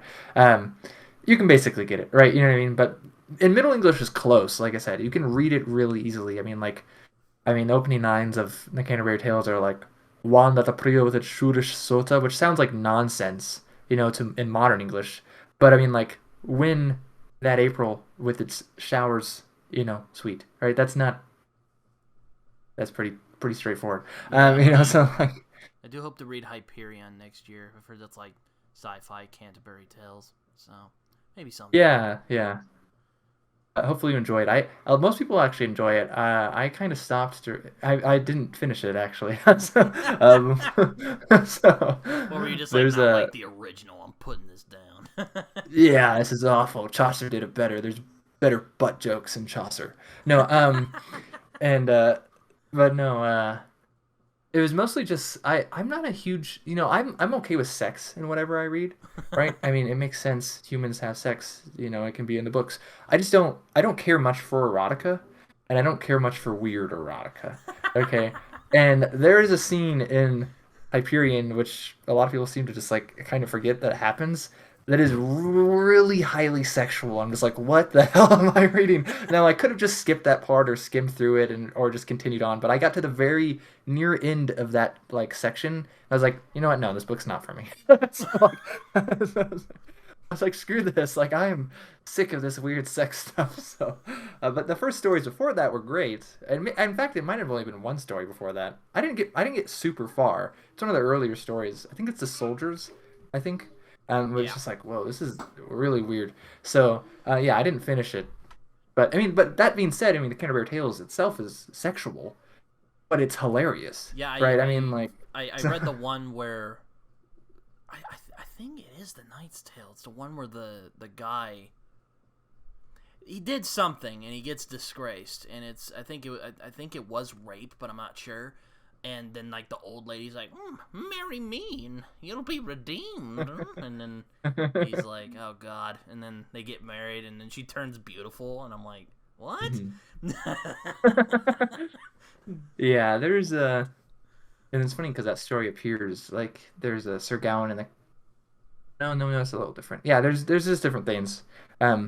But yeah, and Canterbury Tales is there's very explicit stuff. Like there's parts where, um, it's probably it might not like it's so inappropriate. It might not even be appropriate to say. Like it's like guys like grabbing women's quaints, which Oh, is the cunt word, right? And it's oh, just like what, like right? It's just hey like man, or like. hey man, Shakespeare he loved his jokes, man. If you ever read Hamlet, you know what I'm Yeah, talking about. right. It's funny. It's funny what we think is high literature, and it's like, well, we deemed Shakespeare and Chaucer high literature, and they are very inappropriate at times. So, One of the high school teachers are like, and "Oh gosh, yeah, this is just no kid should ever yeah, be reading this." it's so some of it's so funny though. I mean, like the one scene in the Canterbury Tales where it's like the guy's really into this girl, but she's not interested at all. So he's like, she's like, if you come to the window, you can close your eyes. I'll let you kiss me. And uh, and so he comes to the window and kisses her, and he's like, why is it so hairy? Well, it turns out she stuck her butt out the window Oh rather than God. her face. And I'm just like, what? Like, so, Ah. Oh. yeah. Ah. Oh. Sorry for that image, but Chaucer did Mental it. So image. That's gonna. Yeah. No. It's. Ah. Man. I wonder if it's just so much I've wanted to read. I just haven't gotten around to it. Like, I read Beowulf in high school. Yeah, I'm hoping you've read Beowulf. Yeah, yeah, several times. Oh yeah, well I liked it. Dang, what's that guy's name? It's the real famous one. Seamus or Seamus Haley Seamus Heaney, yeah. Heaney. That's right. Yeah, I read that version because a lot of people really like that one, and it is good. I do like it a lot. Yeah. Yeah, I like Heaney's version. It's probably the most popular one in English right now. It probably has been for a couple decades, if I were to guess. That's the first version I think I read. I've read a lot, all right? So I mean, because Beowulf's written in Old English, so I just it's like mandatory. You have to like the poem essentially. And so, but recently, actually, the most recent one I read was Tom Shippey's. I made I made a short about it actually, I think, which um, Oh but I yeah, mentioned it in my the weekly guy update, and Philip so talked to. That's right. yeah. I actually kind of set Philip up with that. I mentioned that at some point. I mentioned I made the video, talking about Tom Shippey's new Beowulf thing. I was like, you should read this one because Tom Shippey speaks Old English. Seamus Heaney doesn't, for example. Seamus Heaney is a poet which is why he tackled Beowulf, but he tackled it with like a glossary, Mm-hmm. and like probably comments from like an expert, you know. But Shippey is actually an expert. Yeah, that's a Um, complaint I've heard and from like I don't mean to interrupt, but that's the complaint I've heard from like friends of mine who were um, well, I have a couple friends who are more versed in like the Old English, and he's like, well, Heaney's just a poet, you know, he's not a scholar, and I'm like, you and bastard. he's a good poet. I mean, and he doesn't do a bad job. I mean, it's really easy to do like a not bad job of translating Beowulf. I could do it right now if I just went and opened a glossary. You know what I mean? Like, it's really just about your word choice in a lot of ways.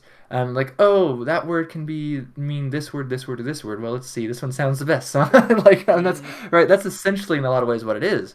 All right, but like for someone like Shippey, it's like no, that's. I mean, it's a little bit more complex, or at least for him it is because he can understand.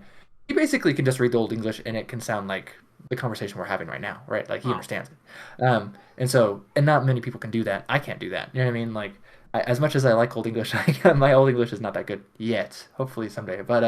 Um, so like I like Shippy's version, and I made the little video, and so they messaged me saying thanks, basically, and they're like, is there anything else that we can do to like get promotion essentially from booktubers? And I was like, well, you could potentially send some copies to some, you know what I mean? But they're not going to get many views probably because the people who are Beowulf lovers generally don't have very many subscribers. and then, uh, but I was like, but you could talk to Philip Chase.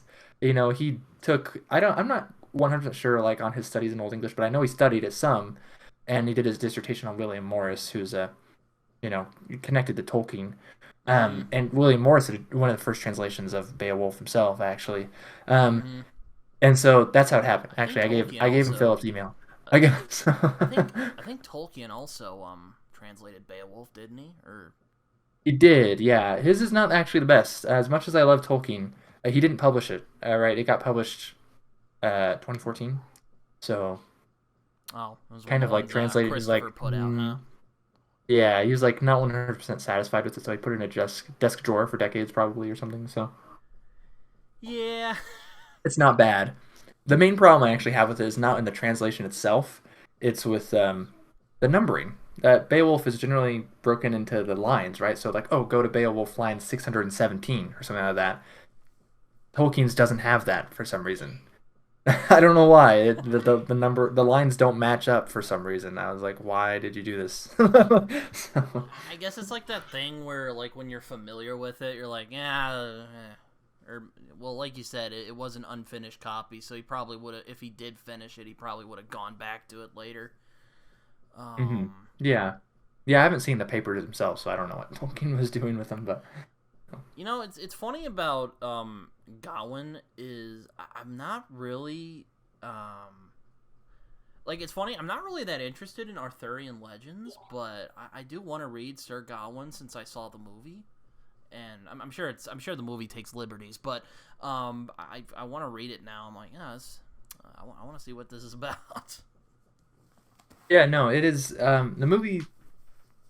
Well, I mean, the movie gets some things right. So, I mean, the kind of one of the themes in Arthuriana in general is sex, right? But they, in a lot of cases, beat around the bush with it. Like, there's no sex in the stories. Now, sometimes there is. There will be explicit sex, not like explicit sex. So, like explicitly, there will be sex in the story. Yeah, Like, I I mean, like get it. it's Yeah. obvious someone slept with someone here. Arthuriana can actually get pretty brutal too. With killings and stuff like that. But Arthuriana Green Knight doesn't feel like that in some ways, but it does get into this territory of sex essentially, and so the movie makes that a little bit more explicit. Um, and which is weird watching it, but the story itself, it's a classic, of Arthuriana. It's really good. Now, the Middle English version of it is really hard to read.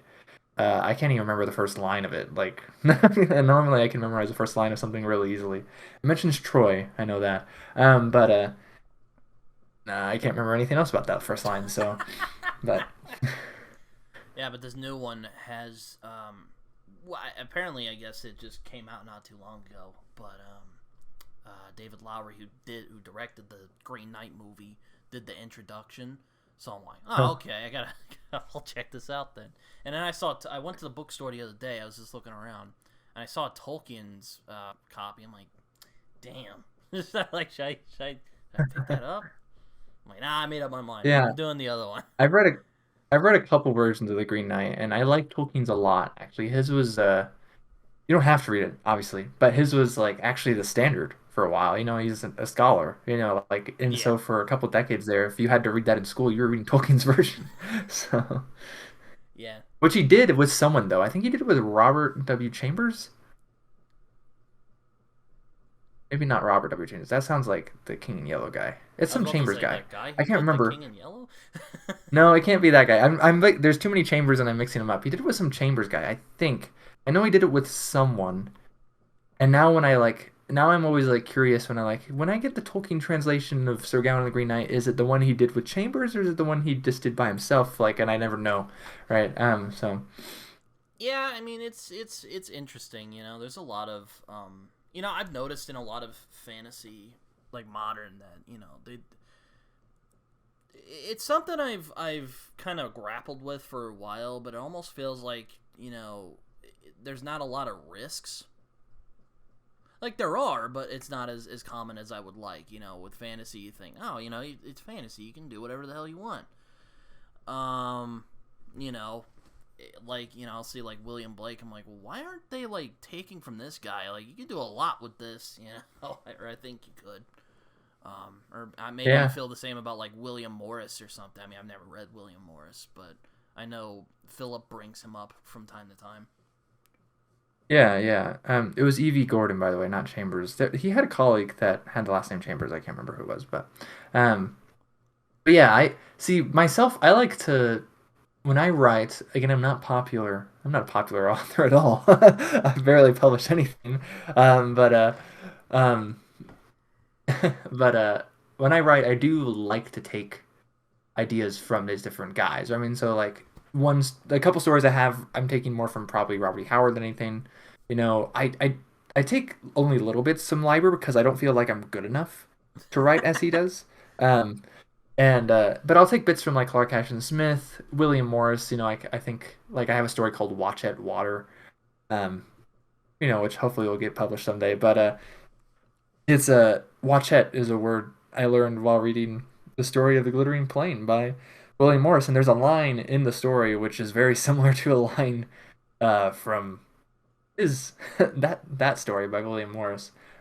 It's not word for word, but it's very similar. And so I was just like, oh, that's some beautiful words you just put together there, Mr. Morris. I'm going to use something like that. So, and William Morris doesn't get too weird. He's very much medieval vibes kind of coming through. I mean, the thing with people not looking at other things for inspiration, it's because these people themselves are uninspired.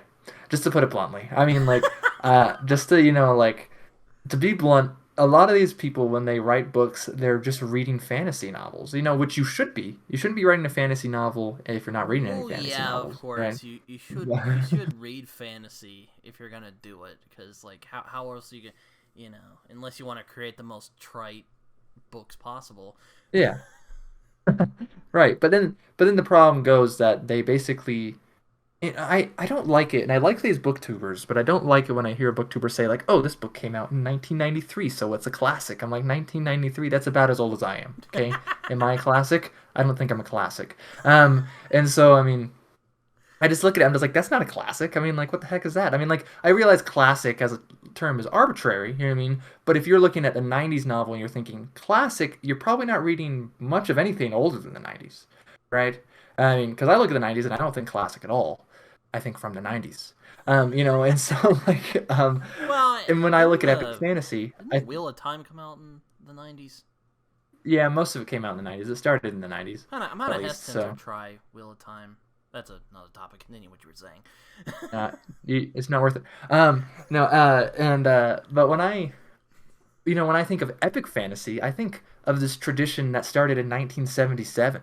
Okay, that's not old at all. Okay, that is like that's younger than my mom.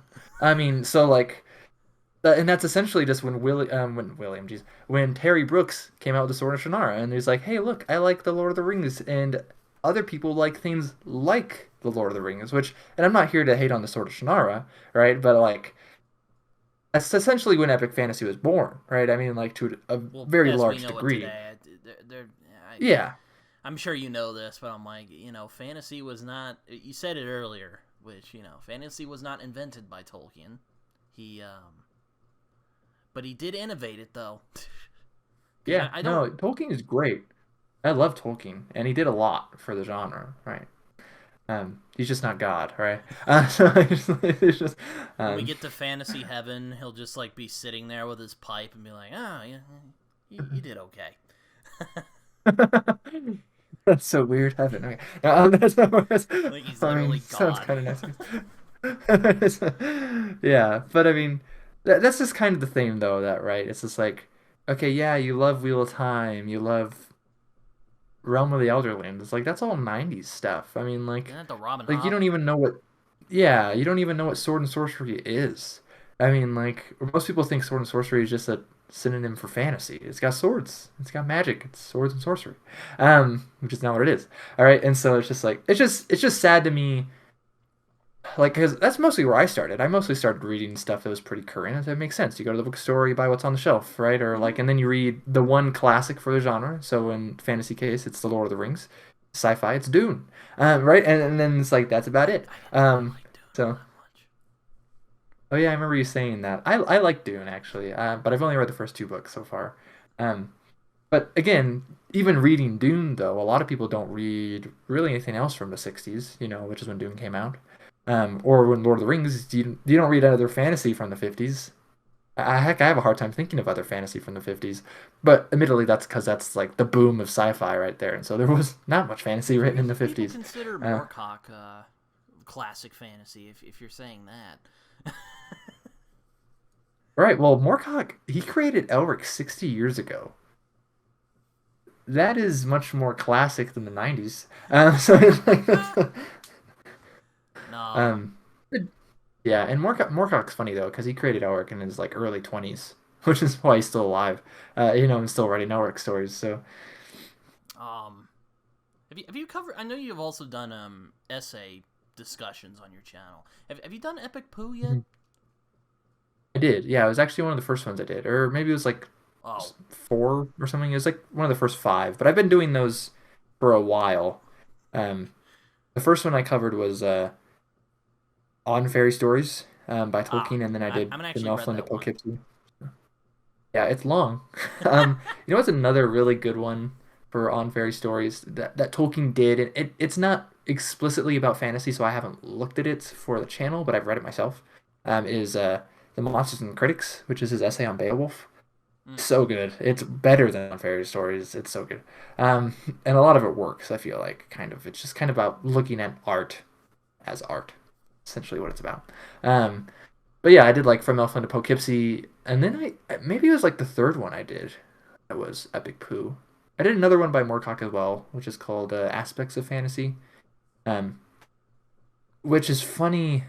Aspects of Fantasy is older, so he mentions Lord of the Rings in it, and he's a little nicer to Lord of the Rings in Aspects of Fantasy. Um, but overall, he's way more pissed in Aspects of Do Fantasy. you Um, do so you think that Epic Pooh was just him being an edge lord, or do you think like he was being serious? Because like he gets um, pretty snarky against Tolkien. I think that's Moorcock being, like slightly frustrated. But at the same time, like if you have you read any of Elric? I have, yeah, no, a while Okay. back when I was in high school, I discovered this guy named J.G. Keeley who introduced me to this whole other world of fantasy I didn't know about, and I'm like, oh, I gotta check this stuff out, and yeah, that's when I read Moorcock.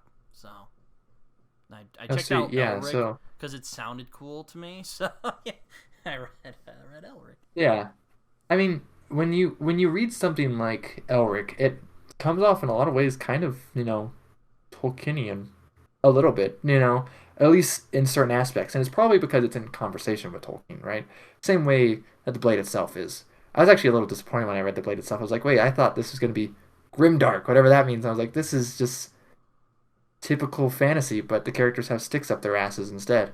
And so it's just like, I mean, like in a lot of cases, it just felt the world building wise, it felt basically the same. Um, but I still enjoyed it. That's not like a insult. I was about to say I don't really like the term grim dark. I mean, it's just dark fantasy. Like it's. I mean, Yeah, it's like that's why I was kind of like you guys, sword and sorcery. Like, dude, read like a Conan story. Like you want. You think like, or not to say Conan's particularly dark, but it's just like a lot of similar things that Abercrombie's doing. You could find it in like a Conan story as well. Which yeah. I do share your frustration with a lot of people who just kind of I get why, I mean, you gotta kind of keep with the times, but at the same time I'm like, fantasy didn't just start with like the Wheel of Time or Lord of the I Rings mean, it's important to like. or I mean, even something like the Wheel of Malazan. Time is important for Brandon Sanderson because Brandon Sanderson dominates the fantasy industry these days, right? Well, yeah. Mm-hmm. I'm not a huge fan of hard magic systems. I think that's a misnomer. It's definitely not magic. It's like soft, fantastical sci-fi, essentially. Um, and or it's like hard, fantastical sci-fi. It's like weird. It's not fantasy, in a lot of ways. But it and hard magic is just boring, personally. But that's my opinion. Oh, And so, I agree. It's basically science. If you just like, oh, here's yeah, how it works. I'm just like, yeah. So. And something like Wheel of Time is important for Sanderson. But again, Sanderson's not the end all be all of modern fantasy anyway, so it shouldn't, so Jordan shouldn't be the end all be all of, the last generation or something like that, right? And even when you're reading something like Sanderson, when I read Wheel of Time and I hear people say, "Oh, Wheel of Time has a hard magic system," I'm like, yeah, and you're on some drugs I'd never want to touch because Wheel of Time has nowhere near a hard magic system. Like, I mean, like, what the heck? And so because when you read Brandon Sanderson, yeah, it's hard magic or whatever. Wheel of Time's not. You can see kind of the structure that Brandon Sanderson's going for, story wise and magic wise, but it's not hard magic. If you want something that's closer to hard magic, it's not what I call hard magic still, which again is a misnomer, and I should just stop using it. If you want something that's weird, Sandersonian, like type stuff, then you should read David Farland, right? His Rune Lord series is much more closer to Sandersonian stuff or hard magic, if you would. And that's not even close to as popular as Wheel of Time, and it's better than Wheel of Time. So I haven't finished it, but I've read 6 books of the 8th, so I can have opinions, I think. And so, yeah. Anyways, so and that's just I don't know. I don't mean to be angsty against Sanderson though, because I've liked some of the stuff he's written. All right. I haven't read any of his But stuff, and to be honest, I don't know if I want to. He's, I have that kind of little, maybe Moorcock rubbed off on me, but I have that kind of little contrarian part of me that's like, I don't wanna. yeah, well, no, I get that. I mean, because there's authors out there, like I want to read Le Guin, and I want to read, say, like more by Dick. I've only read one Dick. Um, but You mean Philip K. Dick? and Is that what you mean? yes, Philip K. Okay. Dick. Yeah, that's, for clarification purposes. And like I want to read more of that stuff. But there's also authors out there that I'm like, I don't really know if I ever care to read that. I mean, because based off how it sounds, I don't think I'd enjoy it. You know what I mean? I don't have to try something to know whether or not I'd like it. I mean, part of the problem, that's another topic, so maybe I'll say that in a second, actually. But something like, and I think you like him, so I don't take this as, as a mark against you or anything. I don't want to read any Stephen King, and Oh, I don't think I ever will. And it just doesn't sound interesting. Everything I hear about him, like, yeah, that sounds okay, I guess. I yeah, mean, I'm sure there's elements of he's his not books for I'd like, everybody. but He's clearly he's clearly like entertainment. I think there is more to Stephen King, and I've heard it all against Stephen King. But if it's not for you, now I mean, if you did read The Dark Tower, I'd be very curious to hear your reaction because it's such a bizarre, unusual. I haven't read like maybe Perdido Street Station, like American Gods are probably the only ones hmm. that have come close to being like I have never read any fantasy like this. Huh. but Yeah, that's interesting. If I were to read King, it would be that. The but thing that aside keeps from me away that, I from mean, that is it's so long. I can see how he might turn some people off. There's some weird Hmm. stuff in his books. Like, I don't want to read Yeah, Christine I from mean, him because I think the idea of a evil car is kind of tacky. Like, I'm like, that's too silly even for me. yeah. Well, I mean, like, and it's nothing against King, you know. I mean, it's just like his books just don't sound that interesting. The ones that do, like I said, is actually Dark Tower. That one sounds a little interesting. The big put off for that series for me, again, I haven't read any of it. It's just how long the series is and how long the books are for that. And I'm just like, why? Because I tend to be very critical. I'm like, don't waste my time, you know, I like, I'm the same so way. I'm just maybe I'm not too critical, but I don't like having my time wasted. That's why I don't want to read the Wheel of Time. I'm like, there's 15 of these, and they said there's like a yeah, section where they know it's bad, but they can't just be like, it's bad. there's like a section called the Slog, and I'm like, I don't know if I Yeah. really want to put in that. Same thing with Malazan. I don't know if I really, and Malazan actually sounds more appealing to me because I like darker stuff. So you know. hmm even with Malazan, I have kind of the problem because I've enjoyed all the Malazan I've read. It's just so stinking long. I've been reading it for almost 2 years now, right? And I'm still on book seven. So I mean, like, um, and so it's just too long. The books are too long. And that's actually my one critique in some of my reviews for him. I was like, it's great, you know, when Erickson has deconstructed the epic fantasy genre, but he should have deconstructed it by not writing epic fantasy because it's way too freaking long. Like, I mean, and that's one of the problems of epic fantasy, I think, is it's like yes, you're doing something, and Erickson probably gets a pass because he's doing something that is very different in a lot of ways, but it's still really long. And I think that's one thing I feel with a lot of epic fantasy. It's just time wasting. I mean, people say like, "Oh, I want to be in the world for longer." And I was like, then write 100 smaller books that are like loosely connected, and then go ahead. Like that's what like, Far from the Grey Mouse are 7 books, okay, but they're tiny, Yeah, I mean, right? So I like, mean, you like, know, I'll read like a trilogy or like 4 books, and like, there's even the occasional longer series. You know, like Game of Thrones, I like a lot. I think Martin's a very good writer. I mean, if you like Abercrombie, I think you would like Martin. Okay, I mean, I do think he goes on too long from time to time, but a lot of the strengths of Abercrombie are in Martin. I think you would enjoy it, but I I've I've actually enjoyed Martin what I've read, but I've read the first 3 Game of Thrones books, or A Song of Ice and Fire, I guess. Right. oh, And I stopped there because I first off, people say book three is like a lot of people say the book three is like the best book ever written, and I read it and I was like, oh, that was okay. And then I wouldn't so, say it's the best but he, book ever. I think all of them are really good. I just like the first no, I one. enjoyed it. I I The first one is probably my favorite because it's like I just like that journey it was yeah. Ned and how Mhm. he just completely subverts your expectations with that kind of classic fantasy story. Yeah. I don't think it's been better. Yeah, no, I loved the Game of Thrones, and I liked the Clash of Kings, and I liked the Storm of Swords, right? Like I was just at the end of a Storm of Swords zone. I was just like, do I want to read book 4 and 5 when books 6 and 7 aren't out? And I'm like, I'm not loving them. I think Martin writes really well. I think his world building was really cool too. Mm. At the same time, I was starting to get to the point where I was like, I just want more of the wall. Can I just have the whole story be the wall, please? And then it's not, obviously. You know what I mean? And so I'm just like, and I hate all these bastards. You know what I mean? Like these, I mean, like literally and, figuratively bastards, right? And so it's just like, cause I kind of got a feeling, I was like, Martin is like, I don't know if this is how he actually feels, but the vibe I got at times, because he's trying to be so subversive, is like that he hates humanity. Almost is like, dude, this is not how. Like I realize stories are stories sometimes, and they don't end how they should or they would in real life, Um, but not everyone has to get stabbed in the back. Not everyone's, bad words, right or whatever. And so like, but I did enjoy the first 3. I just was like at the end of book 3, I was like, I don't know if I can be convinced to read books 4 and 5 right now. Maybe if books 6 and 7 come out eventually, and I hear good things. But I mean, even Wheel of Time has its moments, right? Okay, like the prologue to Knife of Dreams is one of the best things I've ever read. But it's the prologue to book 11.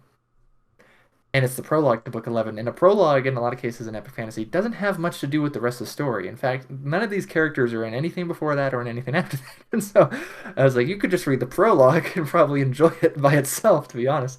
But it's not worth it, in my opinion. I mean, like now that depends on every person, you know what I mean, whether it's worth it or not. Like I got to end of book 14, I was like, that was cool, right? Like I liked the epilogue, for example, in book 14, and I was like, that was fine.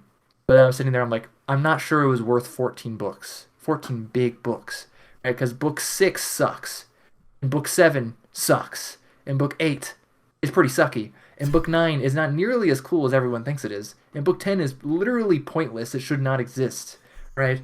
And so I'm just like, what the heck? Like, I hate it when people are like, oh, this event in Wheel of Time is so awesome. I was like, I mean, it's a cool event, but he wrote it like he was, 16 and had never written anything before. He's terrible. Like, what the heck? Like, I mean, Poor it's like, Jordan. yeah, that's a very cool event, but like, do better. You know what I mean? Like, I could name like 10 authors that would have done a better job. It's like, if a cool event isn't written cool, then it's not cool.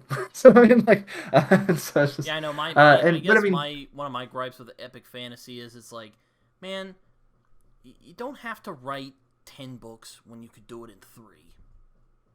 Because right. I've Yeah. noticed in some epic fantasy, I'm like, just end it right here. You're at the climactic moment.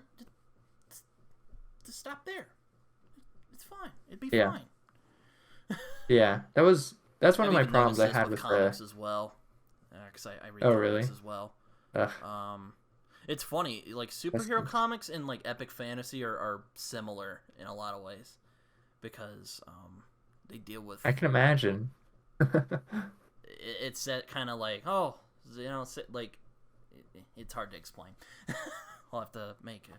I'll have to make my grumpy old man video about comics at some point.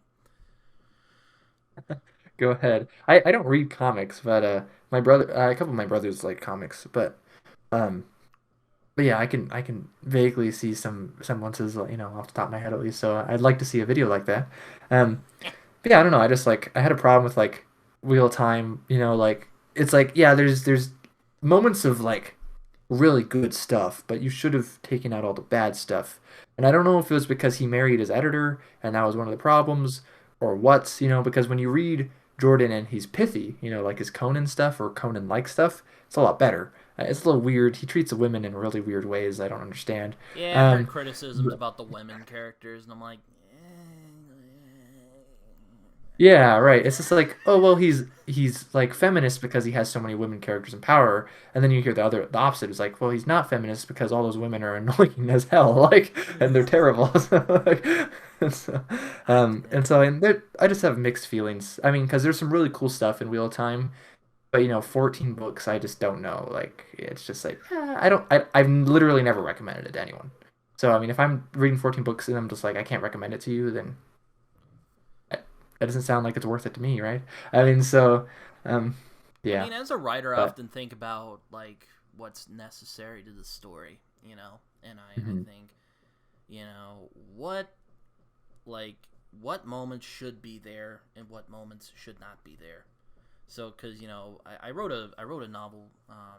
Actually, I finished it this year, and very proud of it. And I was trying to like, I'm gonna sound like such a hipster here, but basically like it's not very long, and I'm like, I might have to self publish this because like I don't know if Orbit takes anything that's more than like 500 pages because mine's like almost 300 pages, and I'm like because I wanted to make it digestible and people get into this kind of shorter story because I was kind of going for that more Howardian kind of there's no mhm, chosen ones, no big I mean there might be a little more of that stuff as it goes along, but there's not a lot of world ending stuff. It's just kind of here's this world and here are the people who are in it, because that's the type of fantasy right, I like. Which is why I grew attracted to sword and sorcery because I'm like, oh, it's chock full of that stuff. yeah, For right. once. No, same. That's like that's the thing because like when you look at epic fantasy, you have the tendency that the world is ending and it's going to end in 7 books, type of thing. Like, and like the contemporary equivalent would be like a thriller novel, and it's definitely not going to be 7 books. It's like the world is ending. You're going to stop it right now. All right, and so it's like it's like, and so I just don't see the point so much when epic fantasy has to go so long. I mean, I enjoy them still sometimes, and I can understand like, when I'm reading the Deathgate cycle right now, for example, and the first 4 books basically are just setup.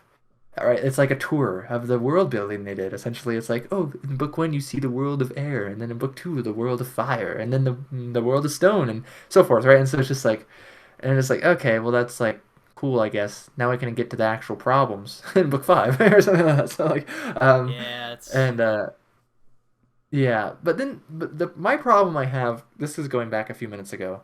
Another problem I have with someone like recommending the Wheel of Time, which is it's like, yeah, it's the vanilla answer when someone wants to read fantasy. It's like, oh, you should read The Wheel of Time.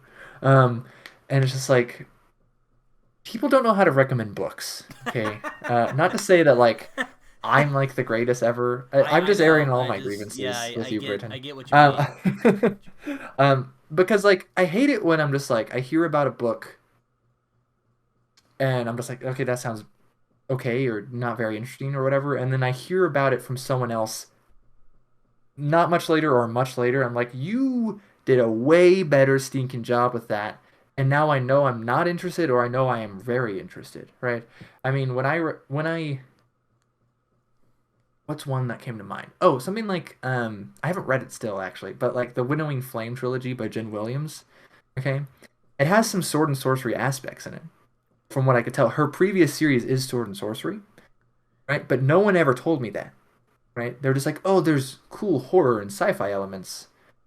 And hell, no one actually even said that. They just said, it's got cool world building.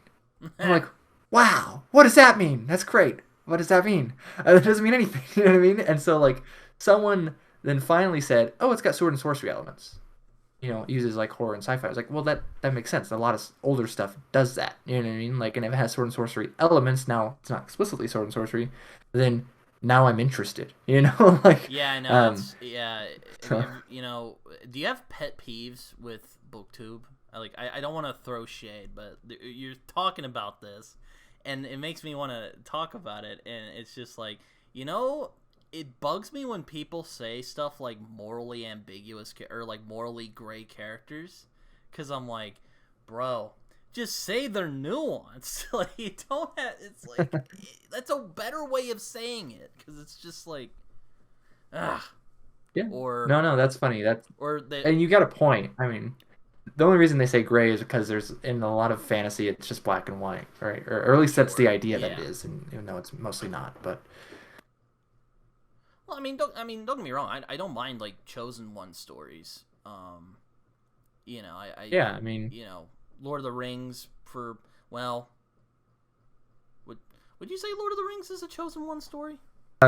but Lord of the Rings is like no, I wouldn't say it's chosen one. I mean, it's Well, I got mean, they kind of give well, Frodo the ring. They're like, hey, you're like the guy yeah, I hero, guess. a little Yeah, I bit. guess it depends, right? I mean, like chosen one normally when I hear the term, I think, oh, they're chosen to do it all themselves, essentially. I mean, like that's not what happens. You know what I mean? They have help. Sorry, my kids came in. And then they're Yeah, leaving. But they but they and they're loud. But they in Lord of the Rings you have I don't know if it's chosen one because it's chosen people almost, if that yeah. makes sense. It's like it's literally God, right? Like helping out, right? That's the idea. And if that's the chosen one, then Gollum is the chosen one, and I don't feel like that fits. So I mean, I was about like, to say, yeah, that's a I'm sure I'm gonna get comments when I eventually put this up, and people are like, "No, it's not a chosen one story, you idiot." And I'm like, you know, I don't. It's like, oh no, dude, no, you know, like yeah, Harry Potter is I guess Harry Potter is a good example. mm, That's definitely a chosen one story, and you know, even like yeah, you know, Star Wars. You know, I mean, I don't mind them. It's just kind of, I just, you know, I'm just I find it's kind of played out, you know.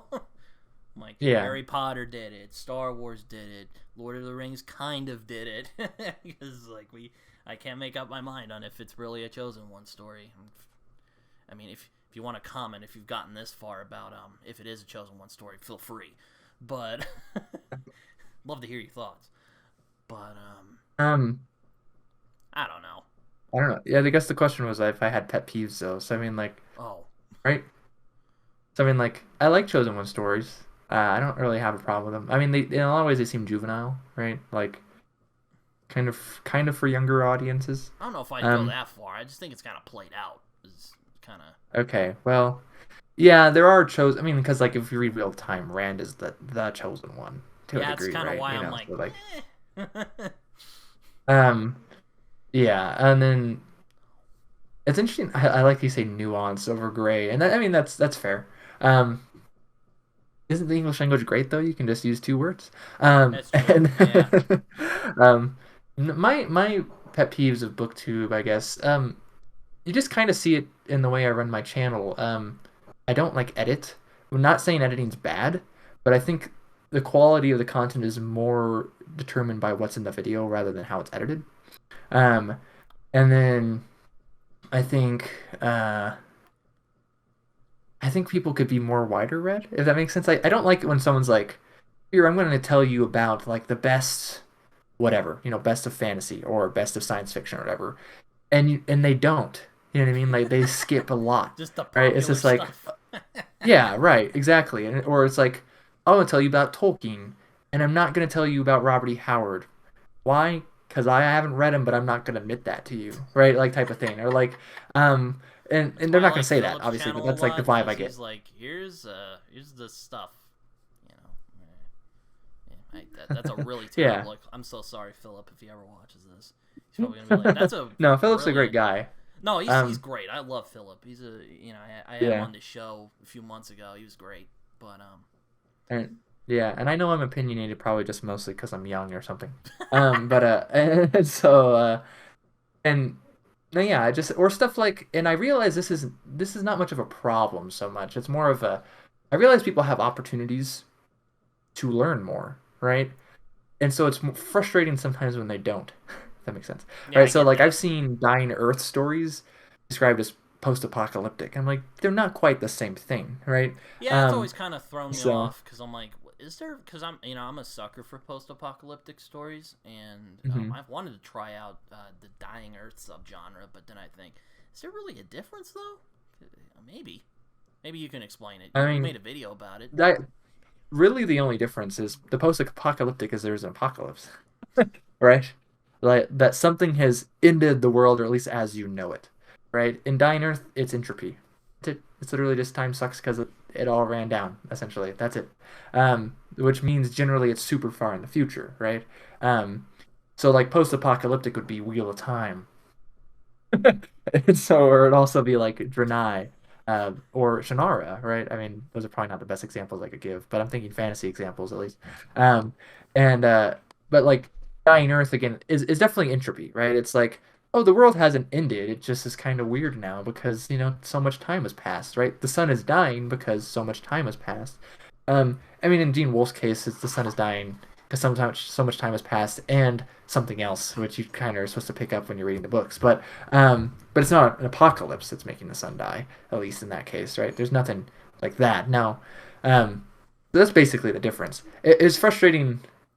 I watched a reviewer review something, a Dying Earth book once, and I had told this reviewer, so I don't want to name names. I had told this reviewer when they said they were going to mention, because there's another thing, I don't really do TBRs, right? And so of course I knew this person was going to read it because I did a TBR, and I was like, hey, that's a Dying Earth book.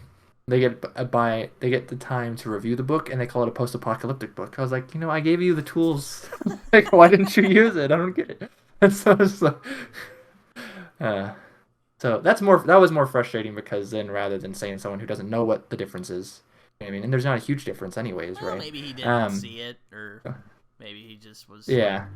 Or maybe you forgot. It's Yeah, fine. You know what I mean? Like it really doesn't matter. It's just funny that I'm just like, it's yeah, just no, like, yeah. Another one for me is when uh they say in my opinion. I'm like, well, I know that. That's why I'm watching your channel right now. Even YouTubers I like do this, and I won't name names, but they probably know who they are. And I'm like, yeah, I know it's your opinion. That's why I'm watching this video.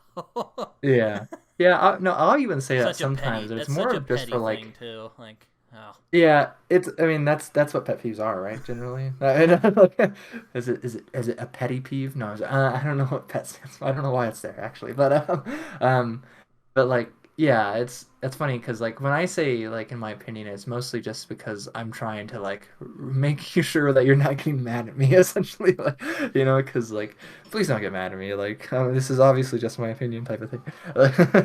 Yeah, even So, I've caught myself doing. I'm like, okay, guys, this is just my opinion. It's stuff like that. Yeah.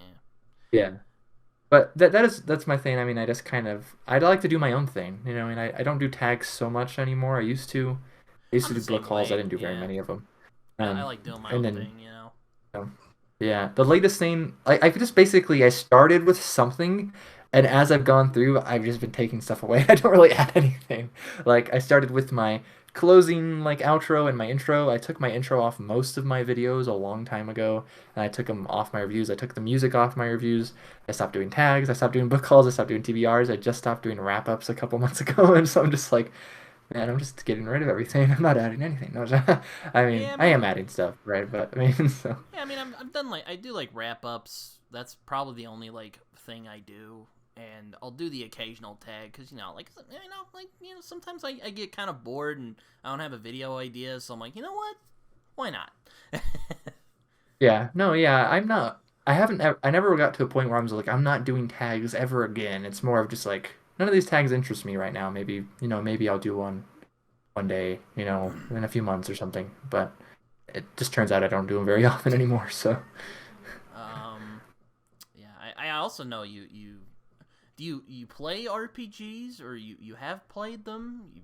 Are you in like any current games or you're like not anymore? Or, I don't know. um, You have I've kids I now, haven't. so that might be tricky. Yeah, yeah.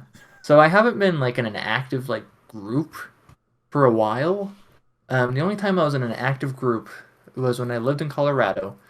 And we had the set time of Saturday at 7, every Saturday at 7. Now we canceled a lot, you know what I mean? But if no one said I can't do it, then it was just expected we would meet there when we'd play Dungeons and Dragons.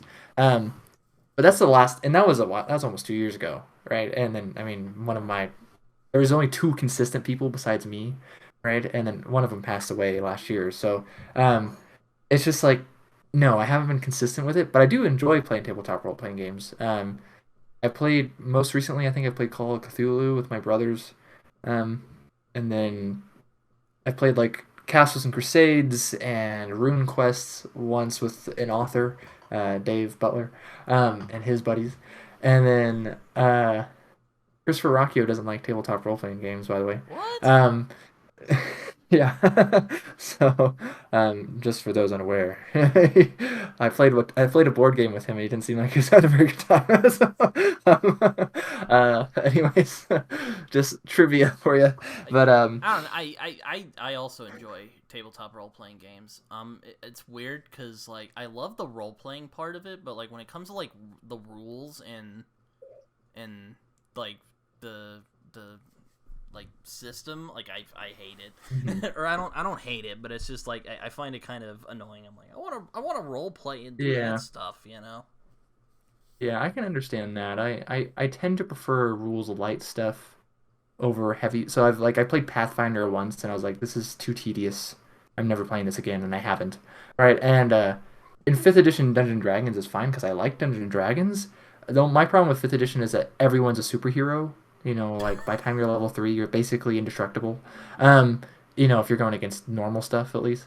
And it's like it's so hard to die. You know what I mean? Like you have to get negative whatever your hit points are, right? So if you had 30 hit points, you got to get negative 30, which is insane. Right. Unless you fail all your death saving throws, of course. Um, but like in a lot of other games, it's like, oh, -1, you're dead. 0, you're dead. -10, maybe that's like the lowest they'll go, and it's like, yeah, Yeah, you're but dead. I'm not really So, in that like kind of Gygax where he's like I'm gonna just punish the players because I'm well, evil. I'm not here for punishing either. It's more of just how it works. It's like, oh yeah, you were in the middle of an explosion. You survived somehow. It's like, no, you are Oh, okay. incinerated. You are gone. And like, you just took 40 damage, and there's nothing you can get away with. So, like, right, stuff like that more so. I mean, of course, I want to be careful. You don't want to make the players mad. I mean, it's funny. There's other games I want to try out. Like, I haven't tried Swords and Wizardry. Dungeon Crawl Classics is like kind of like Winnows. Like, you start off actually with several characters, I think, and they're level 0, and by the time you get to level 1, you should have like one left or whatever. And so like I want to try that out. Um, I'm playing Morkborg actually a week from today, I think, as the idea for the first time. So that should be fun. Oh, Um, I thought I saw you talk about that on Raph's last monthly Marxist oh yeah, Monday yeah, I thing. mentioned it. Yeah, Uh, yeah. Morkborg is rules lights, and it's got like a weird sword and sorcery aesthetic, like type of thing going on. It stands for like it means like dark castle in Swedish or something like that. The people who made it are Swedish. Um, Yeah, it just looks it's rules light. Like I rolled up a character, I've got 1 HP. I'm ready to die. So like so we'll see how it goes. Or like even Call of Cthulhu is funny actually because you don't have a ton of health in Call of Cthulhu. I got my eye ripped out like my first session of Call of Cthulhu. Like, I haven't played um, Call of Cthulhu yet. Maybe someday. I've wanted to. yeah, it's fun enough from the little bit I've played of it. I've played like 3, 4 sessions maybe. I've enjoyed it. So, I really like doing um, like yeah, homebrewed, because I like creating my own stuff. I yeah. think that's fun. No, I That's feel you fun there. for me. Yeah. I've actually thought about like having some games on my channel. I don't know how that would work. Well, I do know how that would work, but I don't know if I could get anyone to want to do it. I did want to ask you this Yeah. though. Like, are there fantasy settings that you've read where you're like, man, that would be fun to play in a D&D or role playing? Because I've grappled with this recently. Like I've read a couple books. I'm like, man, that would be fun to play in. Like have one where like Fafhrd and the Grey Mouser show up, and because I know like Fafhrd and the Grey Mouser was a inspiration for a lot of D&D, like original. Yeah. Yeah. There's three that come to mind, in particular. And there's one I haven't like read or played. So the one I haven't read or played is Dark Sun. That just sounds fun, kind of. Um, and that's just an actual D&D campaign setting, right? But it's like Dying Earth type of thing, magic is Mm, bad type of thing. mm, Um, but I read Forgotten Realms before I ever played in the Forgotten Realms. Um, mm. and I'm a big Forgotten Realms fan. I'd much rather do homebrew generally, but if I'm not doing homebrew, I want to play in the Forgotten Realms. For whatever reason, I like the Forgotten Realms a lot. I like the challenge, kind of like learning all the stuff, like learning all the lore. Mm. For whatever reason, I run a blog actually, the Forgotten Realms Lyceum. I need to go make a blog post for tomorrow. We'll see if I get that done. Um, but yeah, there's a couple that there's Vance's Dying Earth. Um, Particularly when I think, yeah, have you read any Jack Vance? Not yet. I want to though. I've heard his. I've heard Okay. Lionese from him is very good, and I know a lot of people really like Dying Earth. I Yeah, know yeah, yeah. Wolf and Martin in particular really like that series a lot. Yeah, Vance's he just always does his thing kind of, right? Like I just read his what the heck is it called? Wow. Star King, right? And that's like right in the middle of new wave sci-fi. It's not new wave. He's just doing his own thing kind of, right? It's not like traditional like golden age sci-fi, but it's not new wave either. It's just Vance. Right, so he's just doing whatever he wants, so I can appreciate that. But Dying Earth is very fun. What's cool is actually and this is one of the reasons I'm also interested in Dungeon Crawl Classics, is they have a setting of Dying Earth. Like they came out with a Dying Earth supplement. Um, like approved by like Vance's estate and stuff like that. And I was like, man, I Mm. want to go to Omfrey Datver. Man, ooh, this sounds fun. Like, oh, I want to see Kugel, that ding dong. So then like because the Dying Earth books are really fun, I think. The other one is actually kind of what you mentioned is a Linkmar or Lunkmar, I think is how Leiber said it. But um, that had a second edition supplement for Dungeons and Dragons. I don't have it, but Dungeon Crawl Classics also has a Lunkmar like set, so you can play in Lunkmar in Dungeon Crawl Classics easily, if you just buy that. Um, yeah. So, and then another one that's kind of sort of I'm tying these to like actual things, obviously, right? Because I could, and there's probably something I've read that I'm like, I want to play that, and there's not much. Or like Middle Earth, for example, I have played Middle Earth supplement stuff. Um, Clark Ashton Smith, I don't think he has anything that's like officially like taken from his stories, but Astonishing Swordsmen and Sorcerers of Hyperborea is inspired by Clark Ashton Smith stuff, and that one looks really fun. I have that actually, I just haven't played it. So Yeah. Well, yeah. I mean, there's other things we could talk about, but I've held on to you. I usually like to go like longest I'll go is about 2 hours. So this has been fun. I Okay. appreciate this. Yeah, that's the 2 hours. Sorry for talking so much. No, no, no, no. You're good. No, it's been great. Yeah, no, we should do this again at some point. For sure. Yeah. Do you, I tried finding like social media on your channel, and you've just been not like posting it. Do you have any social media? Yeah, so the social media that I use the most, probably besides Discord, I'm pretty active on Discord, just random servers, kind of. Um, I mean, I have my own server that's not very popular, and I forget to update my link generally Yeah, I know. in I'm like, in so my wait, you videos. have your own Discord, and I'll like click on it, and then it just was invalid. I'm like, what? Yeah, I need to go update that. It's one of I don't have anything paid for in Discord, so I have to update the link every week, which is tedious. And normally I just copy and paste the stuff I have in my description. So normally the link is out of date. Um, like I could send you an invite though, on Discord if you want. Um, but I'm decently active on Discord. I do have a Twitter account. It's at LiamQDH, um, which is my name. Name when you look at me is like Willem Hale or something like that, which is I put my name in Old English. So people would be harder to find me, to be completely honest.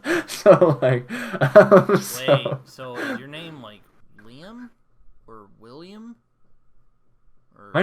my name is Liam, Oh, but Liam is just a shortened version of William, and so the Old English version would be Willem or Wilhelm, which is actually not attested anywhere, but that's what it would be in Old English. I'll So, ask you this real quick before we go. Where did Hemvar come from? oh, that's a good question. So this has two-part answer, I guess. So essentially, I played Lord of the Rings online. Okay, and I was on a server that was a roleplay server, and so I was like, oh, my character shouldn't be named Dingus or something like that. It should be named something that sounds like whatever I'm playing, and I was playing a dwarf. And so I was like, Hemvar, that sounds like a dwarf name, or it did to me at the time. I was probably like 13 or something. And so like I called myself Hemvar on that character, and that name kind of stuck after that because my other previous character names like popular for video games. I don't know about you, but I would normally just keep it. Like, oh, I named myself Hallmaster in one because my last name's Hall. Oh, And I was like, that's lame. And so then I used that for a while. I was like, that's too lame. I'm not using that anymore.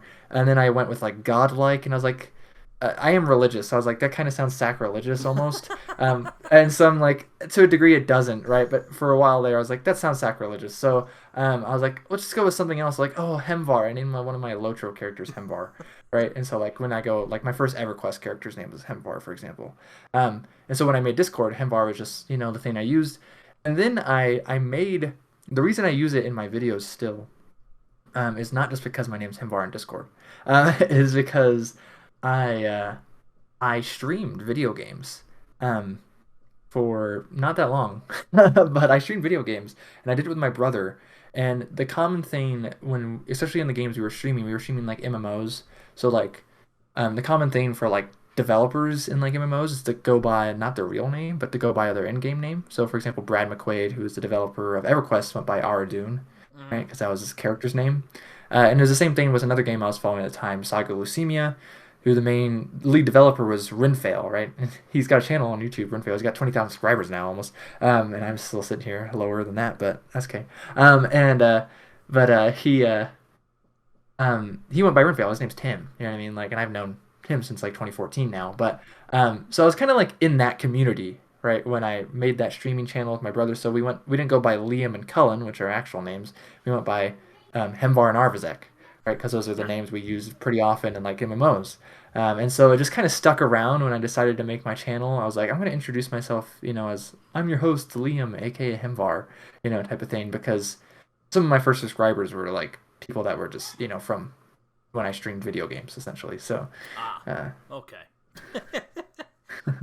Do you have any other social? I know you have a blog, and I've read some of your oh blog. yeah, so ForgottenRealmsReading.com is the URL for the blog, or Forgotten Realms Lyceum is what it's called. That's where I got the idea for Lyceum and Liam's Lyceum. Also, Liam's Lyceum just is sounds good to me.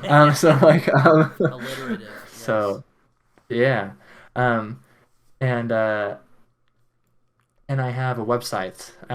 Was mostly on my website. It links actually to most of this stuff. So if you just go to liamqdhall.com, that will link all my short stories as well. Anything I have published essentially.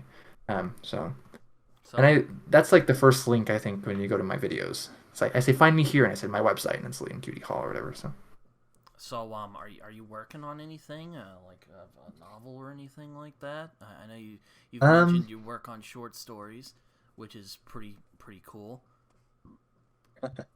yeah, part of the reason I like working on short stories is because I can finish them. No, and so like, and so it feels good to finish them. When I was younger, I started writing novels, and I never finished any of them. So right now, no, I'm not working on a novel. I'm working on several short stories. There's one in particular I'm hoping to finish today because there's a place that closes for submissions either like on Halloween or like right as Halloween ends. I'm not 100% sure. Hopefully they're not too anal about it if I give it to them on the 31st. But I'm trying to get it to them tomorrow though, so they don't have a chance to be anal about it. But yeah, I mostly write short stories. I just like short stories. I tend to write sword and sorcery. I don't always. Actually, the first story I ever had published was cozy fantasy, which was hilarious, I think. And that was a fluke. It's so weird to me where I get most of my sword and sorcery stories get rejected, or like a couple sci-fi stories I've read, they just get rejected like over and over and over again. But the two cozy fantasy stories I ever wrote, the only two, they both got accepted at the first place I submitted them. I'm just like, why? Like that's just so what the heck? Like and I so think there's still an um audience for yeah. sword and sorcery. At least I hope there is. Yeah, no, there definitely is. And I mean, I have two stories accepted for publication right now. I only have really like two stories you could call like sword and sorcery I have published, which are Amidst the Sleeping Castle, which is free to read online. It's tiny, like 300 or 400 words. It's flash fiction technically, and then I have Amaranthine Amphitheater, which is in a BookTube anthology, actually, AuthorTube, BookTube, whatever. Um, and that's probably pretty cheap. It's probably on Kindle Unlimited, I guess, probably as well. But yeah, I have a story in there. And then, but I have one accepted for Starward Shadows, which is an online magazine. They've accepted it. They accepted it back in February though, so who knows if it's their contract ends in like February. So I don't know if they're gonna publish it before that. But I think if I remember correctly, the contract. I need to double check that contract because it'd be funny if I had sold it to someone, but it never got published, so I could sell the rights again because it never got Well, published I anywhere. hope they at least pay So you for your efforts. they paid me for it, which is why it's funny that they haven't published it. Um, and so, and then I have a story accepted for publication at Whetstone, their issue that comes out in December. I should have a story in there. So, I always say should because I'm afraid they'll like come to me like, never mind, I don't want your story for whatever reason. So, um, yeah, so Whetstone Amateur Sword and Sorcery. That's like I think technically the subtitle because there's another magazine called Whetstone which like talks about like food or something like that. So for yeah, so the the for longest thing the I've written is a novella, but I haven't had that published anywhere. I'm thinking I'll just self-publish it at some point, but the fantasy I don't foodies. know. It sounds like a fun name for um like a podcast or something. Yeah, that'd be interesting. But yeah, I don't know. I mostly write short stories, so I like them for whatever reason. They're mostly sword and sorcery. The last story technically I finished was Cyberpunk. We'll see if that gets published anywhere. Anyone wants that? So, Yeah, I saw a uh, bit of your chat with Chris Rocchio and Jordan about mhm. Cyberpunk. It's funny. I'm not a big Cyberpunk guy, but yeah, I'm like, oh yeah, I might have to check this out at some point. Because when I write, I like to listen to conversations, you know. So there you go. Oh, okay. Um, but yeah, to be honest, I was kind of nervous I was keeping you for too long. I mean, I probably should get going, but I mean, it was um, funny actually because yeah, no, I'll tell you afterwards. But all right, well, you can find me on Twitter and Discord, which is also pretty empty. Not a lot of people join for whatever reason. You find me on YouTube and Letterboxd and Goodreads, where I also do reviews that are probably more coherent than the one you just heard right now. Even though I didn't do a review. Anyway, um, thank you, Liam, for coming on. I appreciate this a lot. This was fun. yeah, thank you.